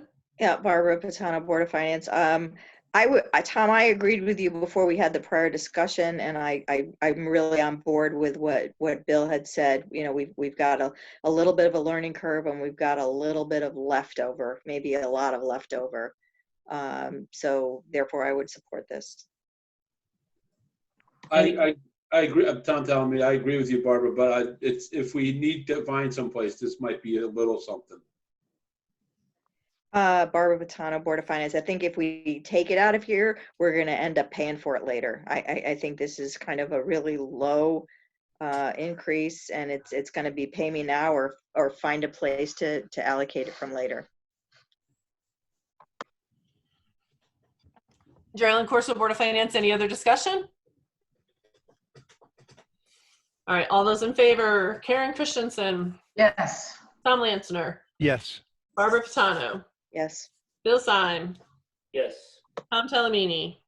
Yes. Motion passes. And we're on to insurance and pension. Bill, Board of Finance, as long as we got the corrections in there, just ask Amy to confirm before we make a motion.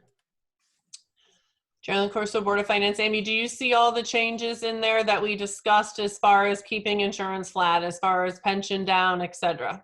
Yes. Thank you, ma'am. Okay, with that, I'll move we approve insurance and pension at $3,647,268.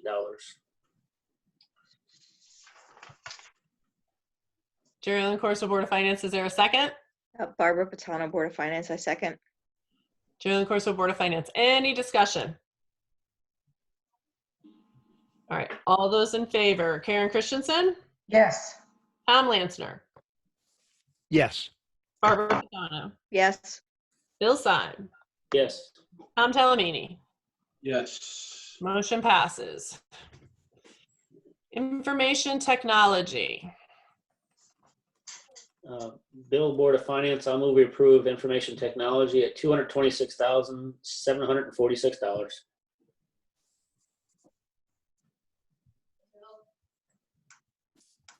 Geraldine Corso, Board of Finance. Is there a second? Karen Christensen, second. Geraldine Corso, Board of Finance. Any discussion? All those in favor, Karen Christensen, Yes. Tom Lanzner, Yes. Barbara Patano, Yes. Bill Syme, Yes. Tom Telemini. Yes. Motion passes. Next time I'm gonna read your name backwards. Change it up a little. All right, we're on to sanitation. Bill, Board of Finance, I love the hazardous waste program, but I question if we can afford to do it in 2020 or 2021 budget year. Geraldine Corso, Board of Finance. Can Lenny or Joe still here with us? Because I can't see anything but the spreadsheet in Bill's face.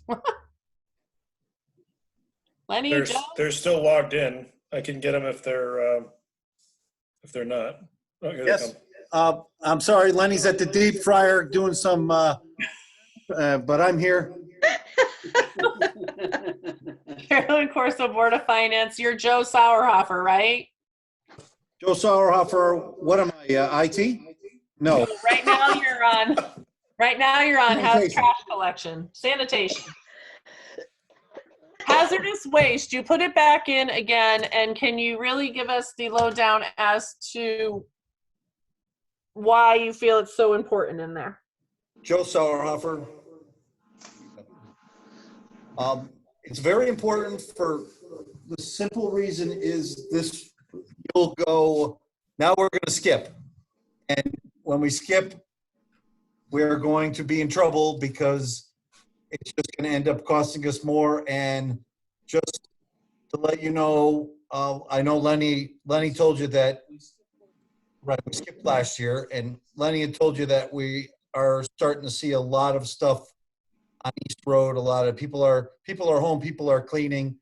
This year, over the course of the winter, we've probably picked up about 55 to 60 gallons of we don't know what, because people will just leave it on the side of the road. So cutting it would not be a good idea because people need to get rid of this stuff. And we'll end up stockpiling it here, which will be worse and cost us a lot more money to get rid of. Geraldine Corso, Board of Finance. Thank you. Bill, sorry, I just wanted to get the lowdown of why. Oh, no, I mean, I totally agree with the program. My question was, and I guess it was done 2 years ago instead of last year. I think we've been on an every other year program, so I guess we do need to continue that. I just was hoping, that's all. Geraldine Corso, Board of Finance. Any other thoughts, comments on sanitation? Geraldine Corso, this is Charlie Norvell Selectman. Could I just ask a question? Geraldine Corso, Board of Finance. Yep, you're kind of, well, it could be just my computer because you're kind of garbly, but go ahead. Okay. So how do you guys, if you don't have that at your disposal, how do you guys store that stuff until you can get rid of it? Geraldine Corso, Board of Finance. Joe, are you still there, Mr. Starhofer? Joe Sauerhofer, Department of Public Works. We're still here. How do we store it? Well, we store it in spill containers and, you know, whatever we can over here at the DPW. We have it in one of our back. But, you know, I mean, I just like to emphasize too that he really, really appreciates how we get rid of what we get rid of now. And we get a lot of phone calls throughout the year, and we tell people they just have to sit on it. If you had to do that, Joe, sorry, Mr. Nordell again, if you had to do that, just stockpile it, would it be in any violation of fire marshal code or the DEP code?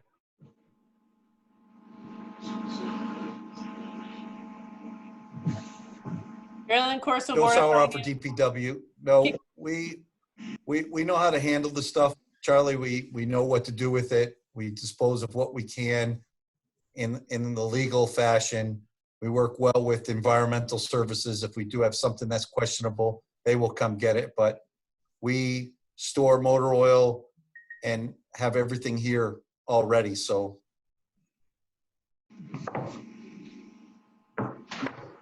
Geraldine Corso, Board of Finance. Thank you, Joe. Geraldine Corso, Board of Finance. Is there any other discussion on the sanitation, or do I hear a motion? I'll make a motion to approve sanitation at $977,460. Barbara Patano, Board of Finance, I'd second. Geraldine Corso, Board of Finance. Any discussion? Just as a point, I do still have it in red in case we get in trouble at the very end for hazardous waste. All right. Geraldine Corso, Board of Finance. All those in favor? Tom Talamini. Yes. Bill Stein. Yes. Barbara Patano. Yes. Tom Lansner. Yes. Karen Christensen. Yes. Motion passes. On to contingency. Bill, Board of Finance, I'll move we approve contingency at $95,000. Geraldine Corso, Board of Finance. Is there a second? Second, Karen Christensen. Geraldine Corso, Board of Finance. Any discussion? All right. All those in favor? Karen Christensen. Yes. Tom Lansner. Yes. Barbara Patano. Yes. Bill Syme. Yes. Tom Talamini. Yes. Motion passes. All right. So, Geraldine Corso, Board of Finance. So what are we looking at right now?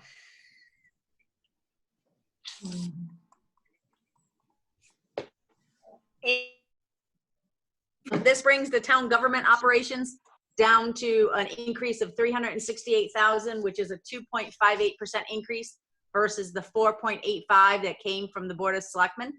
But then we still have capital and debt service to get total town side operations done, but that balance is an increase of 408,026 or 2.51%. So those are both less than the 2.58, bringing it down. Bill, Board of Finance, just as a point of order or reference, that we still did not approve social services and Broadbrook Fire Department. Geraldine Corso, Board of Finance, correct. You have it sitting with nothing in there yet, though, with any of your additions. So a good way to look at it right now is that you're at 2.51% and they're not in there yet. So this is Jason from the Board of Selectmen, making a pitch for the social services position. I'm reasonably confident Amy and I will find more savings in the healthcare line. We just can't report those yet. And I think that those savings would be more than the $17,000 that we're talking about. And this is Amy from the Treasurer's Office. I would concur with that. There are just a couple pieces that we're waiting on some more information on, and I wasn't comfortable going down farther and then finding out that we would need to add money back. I didn't want to put you guys in that position. Jerry Corso, Board of Finance, understood. We still have the 8th, right? Yes. 8th, 13th, and 6th.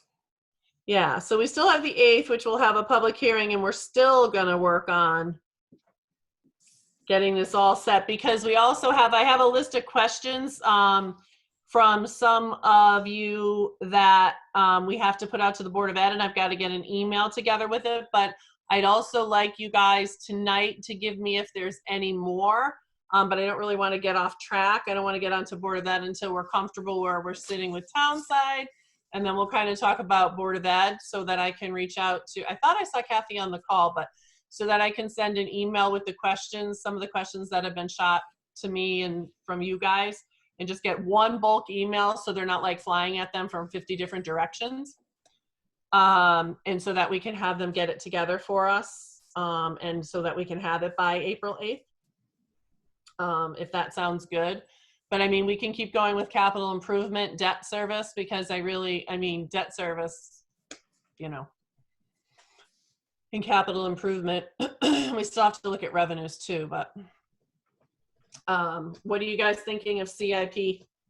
I have just a quick question on the lease purchase of the I guess it's 2 trucks for the town public works. How much longer is that? I mean, I've been on 4 years and it's been on there 4 years. I guess it's maybe my 5th year right now. How long was that lease purchase agreement for? This is Amy from the Treasurer's Office. Way too long. And it actually is 2 trucks and the air conditioning unit at the town hall, which was about $400,000. I think, I want to say we might still have 7 years left.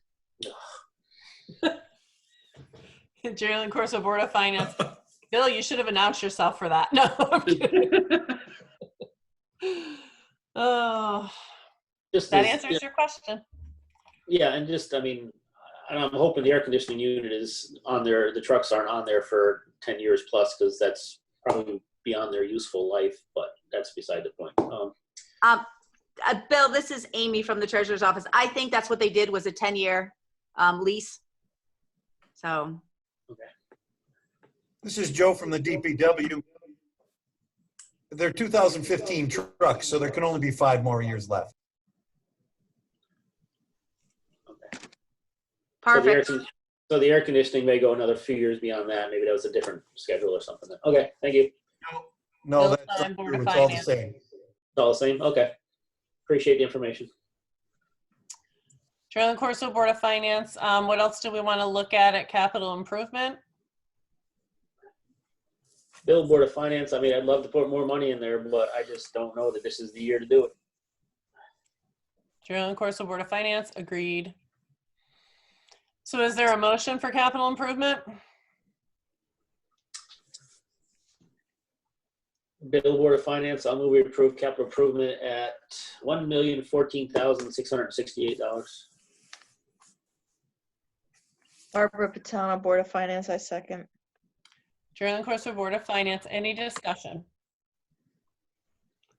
All those in favor, Karen Christensen? Yes. Tom Lansner? Yes. Barbara Patano? Yes. Bill Syme? Yes. Tom Talamini? Yes. Motion passes. Debt service.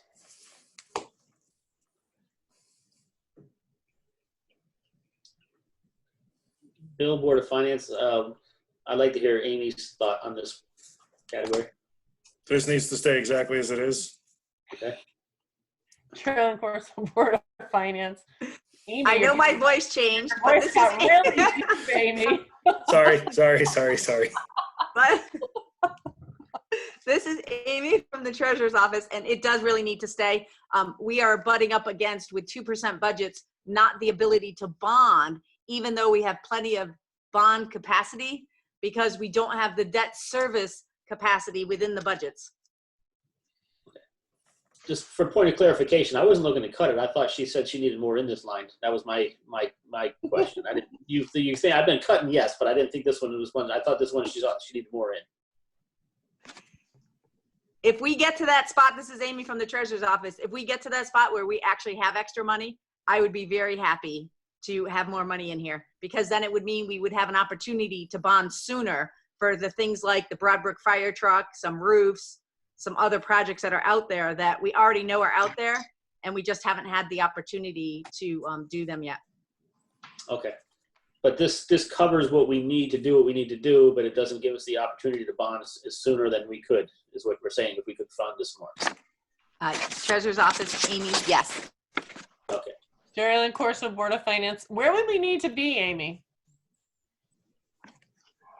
I want to say it's about a couple $100,000, like the last payments we just did, but I did do a short. I think the roof I did, it was only $1 million for the middle school roof. That's all we ended up bonding in the end. And I only did it 7 years, but we're paying a couple $100,000 a year to pay that off. So that's the problem, is we need big chunks of money. You know, even if we did a 20-year bond, we could get probably a couple million or 3 million for that couple $100,000 spread over 20 years. But that couple $100,000 at 2% would take me a long time to get that principal balance high enough to be able to fund that kind of a payment. Jerry Corso, Board of Finance. Gotcha. Gotcha. All right, Jerry Corso, Board of Finance. So who would like to make a motion for debt service? Or do we want to come back? We don't have to do it now. No, I think we can approve it and come back. So if we have to, if we can, I'll put it that way. Bill, Board of Finance, I'll move we approve debt service at $1,007,865. Barbara Patano, Board of Finance, I second. Jerry Corso, Board of Finance. Any discussion? All those in favor? Tom Talamini. Yes. Bill Syme. Yes. Barbara Patano. Yes. Tom Lanzner. Yes. Karen Christensen. Yes. Motion passes. All right. Where would we like to go to next? Do you guys want to look at the revenue summary just so it's in front of you, up in front of you here, and we'll kind of take a quick peek at it? Geraldine, Amy from the treasurer's office, I think we should, because I think we should adjust down the grand list to what the numbers are now. Geraldine Corso, Board of Finance. Yeah, definitely. I'm sorry, I thought you did that. So cool. No, let's do that. Geraldine, it's Rebecca, the recording secretary. I just have a question. You guys approved the Broadbrook Library and the Warehouse Point Library, but you didn't do it as a whole, the whole budget. Do you have to? Library. Okay, we can go back, Rebecca. Okay. Yeah, I'll write a note.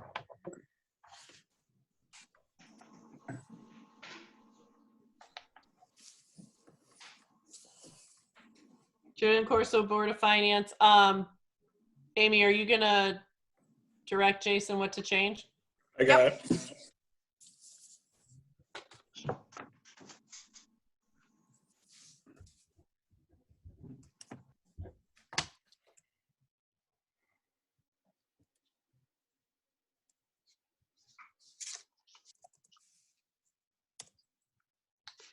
that right, Em? Nope. That was the number we were. That was the number we were first. The one we got today starts at 967-311-443. And then we have to back out 3118570.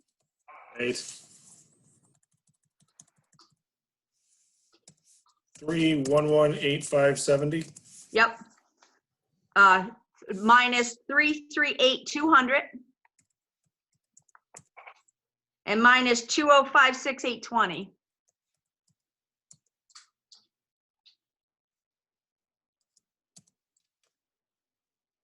There's our new number.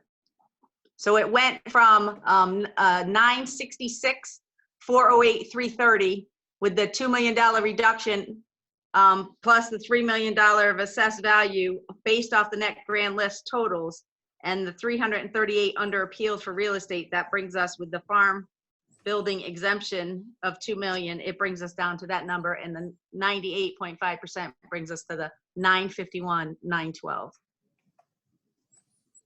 Carolyn Corso, Board of Finance, that is almost a 2 mil rate change. No. Yeah. 0.2? 0.2 or No. 2? 2. No, because we were already at 6 point something percent before. Yes, yes.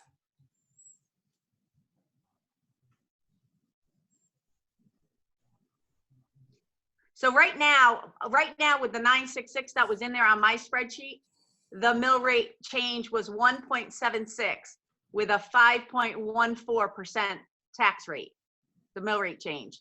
So we're going up about not quite 0.2 mils, 0.2, not 2 mils, 0.2, and about 50%, 0.5%, like a 0.5%.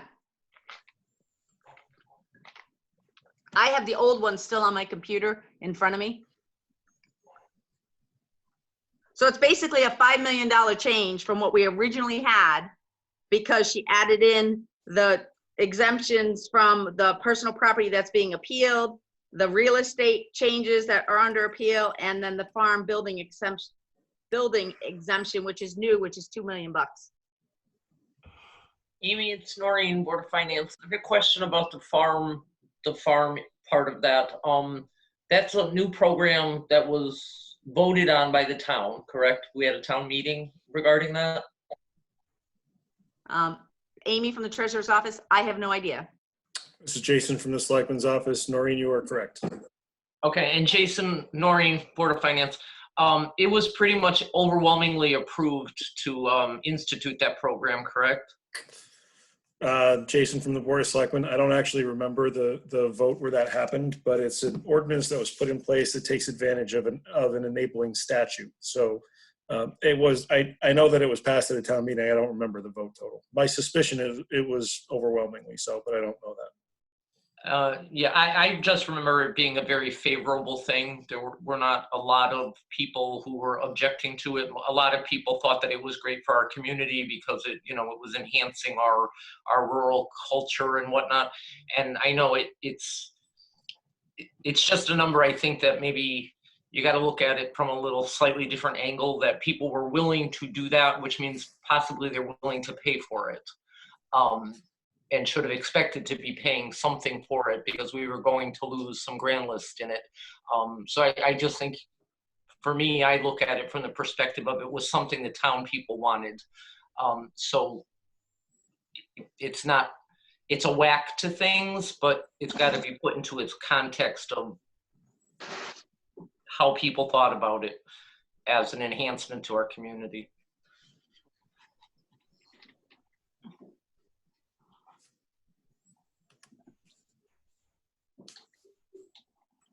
Carolyn Corso, Board of Finance, any other questions, comments? I guess we could talk about, this is Amy from the Treasurer's Office, we could talk about that fund balance number, because that's really the only other change on this spreadsheet that we haven't discussed. And I'd like to go and look at, see, interest and fees is 100,000, so I think we're okay there. Even if they waive the interest rate being lower for some period of time of 3 months. Carolyn Corso, Board of Finance. Well, I am not going to start the fund balance conversation because every time I do, you know, we know where it ends up. So somebody else can start that. This is Barbara Patano, Board of Finance. So Chairman Corso, I realize we're trying to get this across the finish line, but could we call a 5-minute recess? Carolyn Corso, Board of Finance. I think we can. I just don't know what time we have Zoom till. Jason, that would be to you. This is Jason. It's open-ended. Carolyn Corso, Board of Finance. So what time is it? So if you guys want to make a motion to take a recess for 5 minutes. It's 9:39 p.m. So does somebody have a motion? This is just Bill, Board of Finance. I'm actually to the point where, we don't have, I'm good until next week if we want to call it good for the evening. We got 2 things to discuss plus the Board of Finance and this fund balance. I think we've got Board of Education and this fund balance. I think we have a relatively decent number, but again, I'm good either way. Geraldine Corso, Board of Finance. Well, yeah, but we do have the Board of Ed, and we want to make sure everybody's questions I get so I can formulate Okay. an email. That's fine. So how about we make a motion just for a quick one? It's 9:40 p.m. Back in 5. Is there a motion? Yeah, Barbara Patano, Board of Finance. I would like to make a motion for a really quick 5-minute break. Second. I'll second it. All those in favor, do it quick. Karen? Tom? Yes. Barbara? Bill? Yes. Tom? Yes. Okay, motion passes. 5 minutes. Got to order at 9:45 p.m. I just want to make sure you're all here. So Karen Christensen, are you here? Yes, I'm here. Tom Lansner?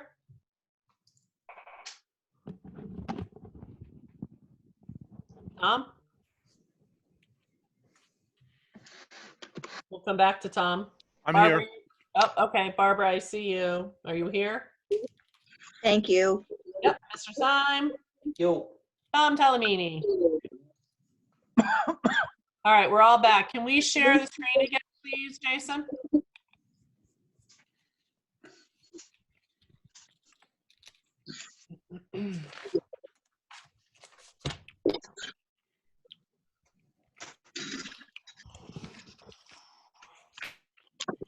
So we are going to discuss the fund balance. Who would like to discuss the fund balance? Amy from the treasurer's office. I'll just tell you that I am not a fan of using fund balance, period, for that kind of purpose. I think I tell you every year, it's basically a hole because you're not charging enough taxes to cover the bills. So you need to charge more taxes next year or continue to use fund balance.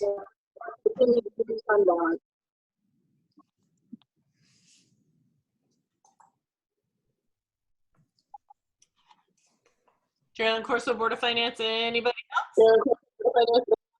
Geraldine. Can you put on mute? We're not talking because we're echoing back now. Geraldine, Noreen Farmer, Board of Finance.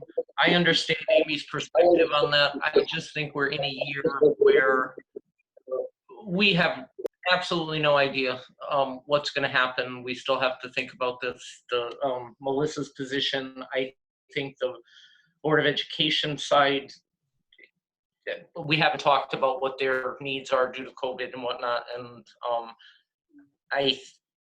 I'm not, like I said, I'm not a great believer in taking rainy day money for things, but I think we've hit the rainy day. And I think it's going to be difficult enough to try to get people to have a budget that's functional for the town, even without the COVID situation. And people are going to have a problem with tax increases. Some generally just have the problem, but some are going to have a serious, just a financial hardship this year. So I think that if you're going to hit a rainy day fund, you hit the rainy day fund during a rainy day.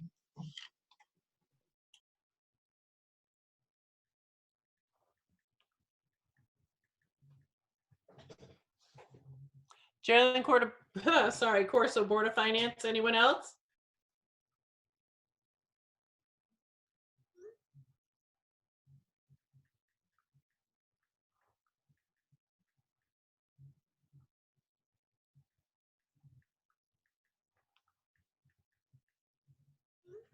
All right, well, that said, Geraldine Corso, Board of Finance, so I don't hear anybody saying anything. So what do we want to do with this number?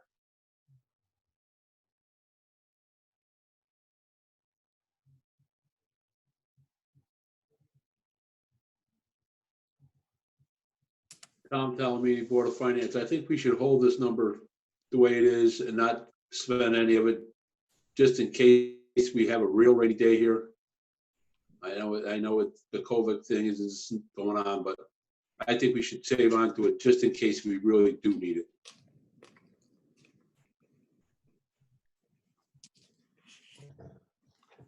Geraldine Corso, Board of Finance. So who wants to make a motion, or what do we want to do with this?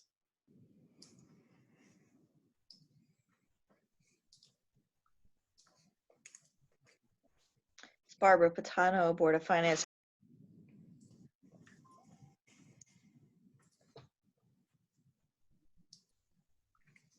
Yep, Geraldine Corso, Board of Finance. Barbara, you're muted. How about now? Geraldine Corso, Board of Finance. Yep, we can hear you. So Barbara Patano, Board of Finance. I said, Geraldine, I'd be very interested to hear your take on this. Geraldine Corso, Board of Finance. You know what? We've been doing it this way every year. Every year we've gone over it. It's yet to bite us in the butt. I'm not going to say some year it isn't going to bite us in the butt, but it really has been the only way that with 2% budgets that we've been even able to, you know, even trying to give people, give them some of their money back per se. And I understand how, you know, the next year, you know, it could get you. It hasn't. We've done it. Let's see, I want to say, I forget now how long, how many years it's been in there. So I'm not going to say what's right or wrong because I don't know if there's like a really right or wrong. There have been towns that have used like $900,000 of their fund balance, and I wouldn't even dream of doing that. But I feel like it is at least a little way to give a little bit back to the taxpayer of the money that they put in. So yeah, that's just my take on it. But you know what? It's a double-edged sword. There's two sides to the sword, and it's just which one we want to use. If we don't use it, I mean, we're already looking at a horrific number that isn't acceptable to send out to the taxpayer. So, you know. Thank you. So Barbara Patano, Board of Finance. Noreen, I am very respectful and in violent agreement with the points that you've made tonight in that we're in an incredibly difficult situation. And Mr. Talamini, to your point of it could get worse and it's going to get worse. So my thoughts and where I'm bringing to the table is I think we need to go halfway there this year because we've got a situation. We'd be really remiss if we don't do something to put some funds on the table. But to Tom's point, Tom T, it's probably going to get a lot worse.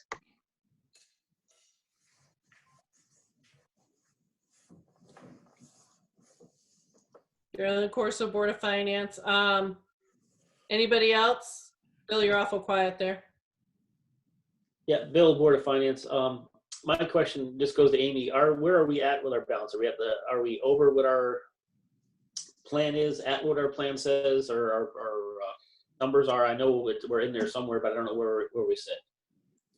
Okay, so this is Amy from the Treasurer's Office. We actually have about $2 million over our maximum. But I wasn't bringing it forward as we should spend this down on nice to have projects, having no idea what's coming and how long it's going to be. But you could safely take the 500,000 so there's not a tax impact on that number. And depending on what happens, I mean, if we have a lot of people not paying their taxes, we could end up needing that $500,000 out of fund balance, but it is there for us to take. And it is specifically for either one-time expenditures or when things go south. And obviously we're in a spot where things are going south. Bill, Board of Finance, I'm at the point, and that's what kind of why I asked the question is, you know, as a board, we need to make a decision whether we use the money here or this year. If people come to us with one-time expenses, we may have to say this is not the year we're going to do that because of what's going on in society. So I think it's just something we need to all think about for our meeting on the 8th and then make a decision at that point. And again, try and get a number of where the Board of Education number is going to be, and that may help us make a final determination of what to use for this number.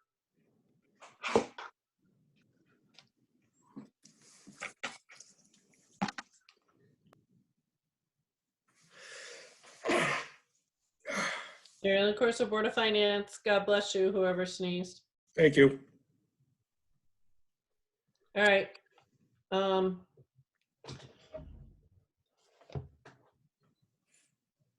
where are we going? What are your Board of Ed questions? Sorry, Jason, you cut out. What did you say? I thought you guys were going to go over your Board of Ed questions Yep. to submit to the board. Uh-oh. Right. Before I have some, so I will start with that.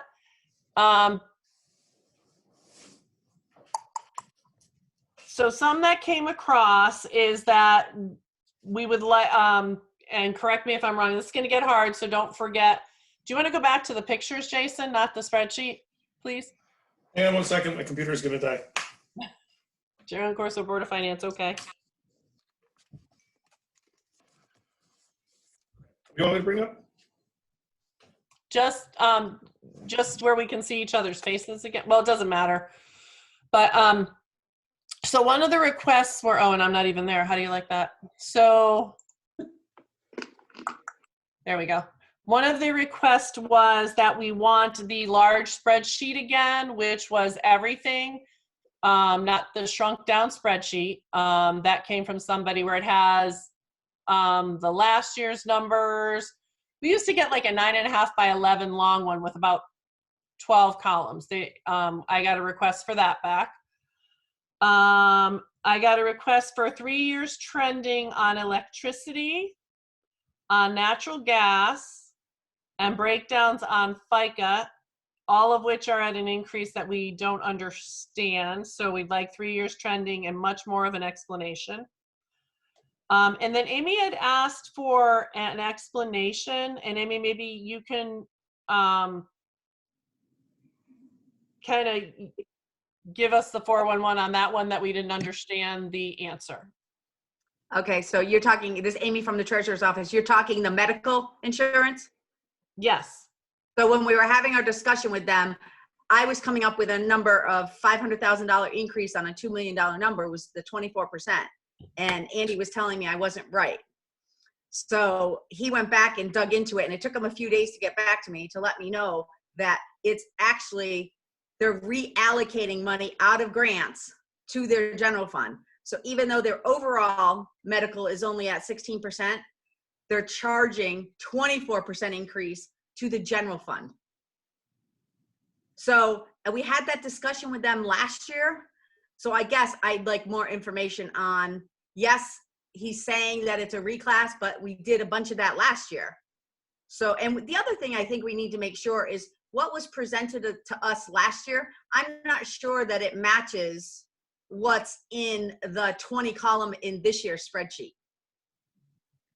So I think somebody should take some time and dig through it and make sure that those numbers are really the right numbers. Okay, so we want to ask them to review that again and Andy to come back with the details on all of that. Yes.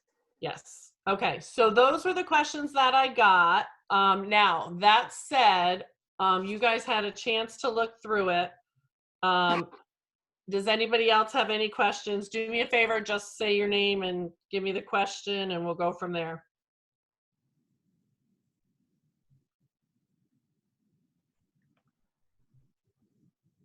Crickets? This is Bill, Board of Finance. I got some notes, but I just want to review before so I will review and I will forward them to you either tomorrow or over the weekend so you have them for Monday to submit. What's Monday's date?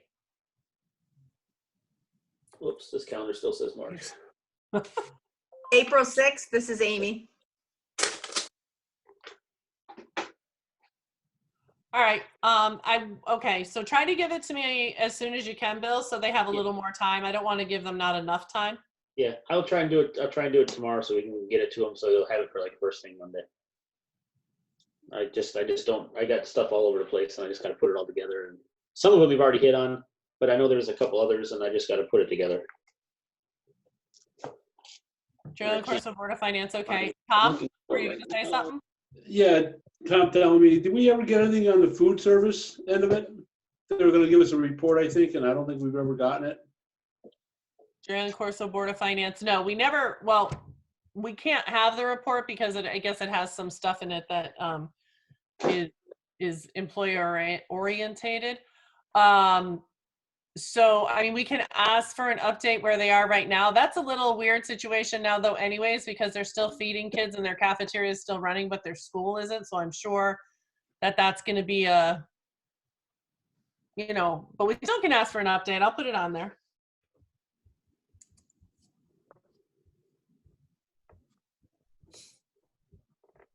Anything else, Tom? No, the only other thing I have is the high school. They have the high school nurse at 50,000 plus, and then the middle school was like 130,000. That's like 2.5 times. Is there another nurse there? I'd like to know just why the big difference. Jalen Corso, Board of Finance. Okay, so I see Kathy's name there, so hopefully she's hearing us, and I'm going to write her an email. So middle school nurse versus high school, right? Yes. All righty. I'm assuming there's another position, I hope. Yep. Okay. Anybody else? Yep. So Geraldine, it's Barbara Patano, Board of Finance. I think just piggybacking on Tom's question and some things that I had questions about last year, that the salaries are great information, but I think we need the FTEs or the head counts associated with that so we can do some comparisons, because it's really difficult to do any sort of comparisons with just the flat dollar amount without the FTE counts behind them. Okay, so you're really saying like, Jalen Corso, Board of Finance. So you're saying like any of the salary lines, you're asking it to break down who is in those salary lines?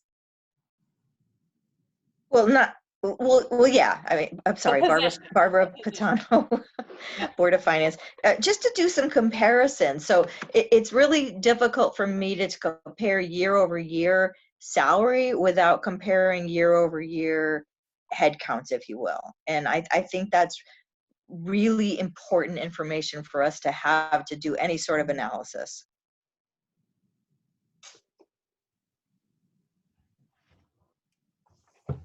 So Geraldine, Amy from the treasurer's office, my suggestion might be that you ask for salary budgets with headcount or with positions comparison, so Okay. that it's because it can't really be in that big spreadsheet, because that would be a nightmare for them. But if they did something to the side, and I'm sure they must have their headcount. They told us that there was no change in headcount, but their FICA went up 19%. So so they should have something talking about what their headcount is, that they should be able to do that comparison year over year with dollars associated. Okay. Hopefully I worded that right. This is Bill, Board of Finance. I just did find one of mine, and mine just dealt with the technology salaries. I mean, do we have a tech person in every school, or are they sharing a person? Because it seems like there's a lot of salary in tech, and I mean, maybe they need one in every school, but is there a way they can just combine and have one tech person work between two schools or something? I mean, just it's over $300,000 in tech salaries, and I just it's not a massive school system. I mean, I know there's a lot going on, but is there some way that there could be some whatever in that category? I guess that was one of my questions. Geraldine Corso, Board of Finance. Okay, I will definitely put it in there. I know that they have an entire tech department, so there are numerous people in that department. So I think, I don't want to be quoted wrong, but I'm pretty sure it's an entire, because I remember, well, Ty's not there anymore, but he was the head of it, and then he had other guys. So but we will definitely ask them that. Anybody else? Geraldine, it's Noreen. Could you ask them if they could get us some information about, again, back to the COVID situation we're in, areas that they deem they're seeing now that they're probably going to have more needed resources in, based on the fact the schools may not be getting back at all this year. So the rumor has it, and what they anticipate the effect that will be on the kids who being out for 5 months, and will they have a need for increased aids? Are they going to have issues with There are technology things that have been sent home with kids that who knows what kind of shape they're coming back with.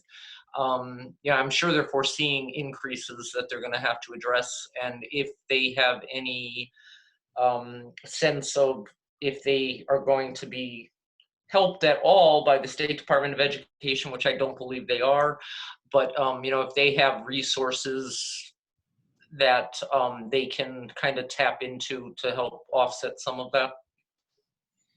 Geraldine Corso, Board of Finance. Yep. All right. Absolutely. Thank you. Anybody else?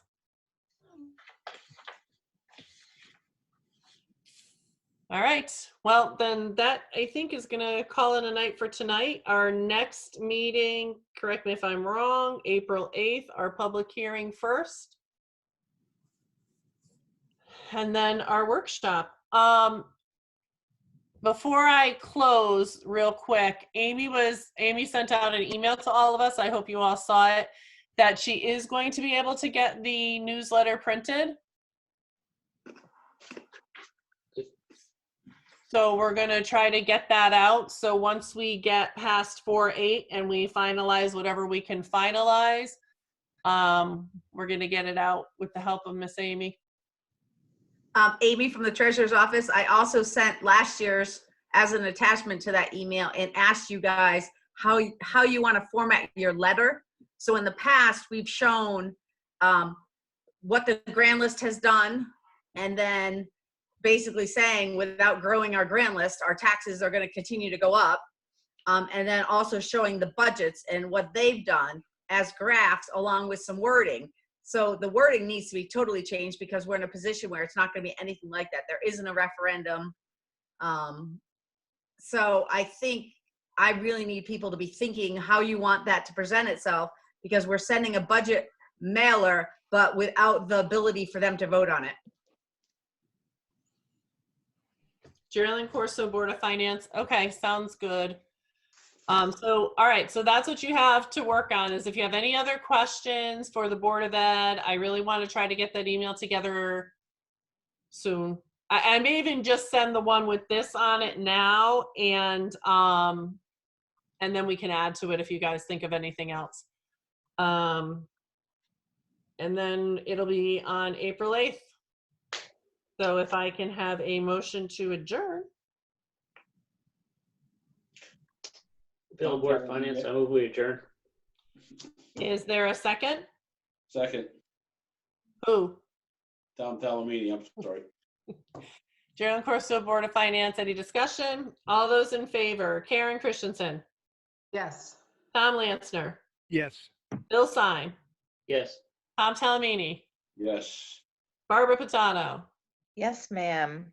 All right, motion passes. We are ending for the night. Talk to you on the 8th or before. If you need anything, call me. Thank you.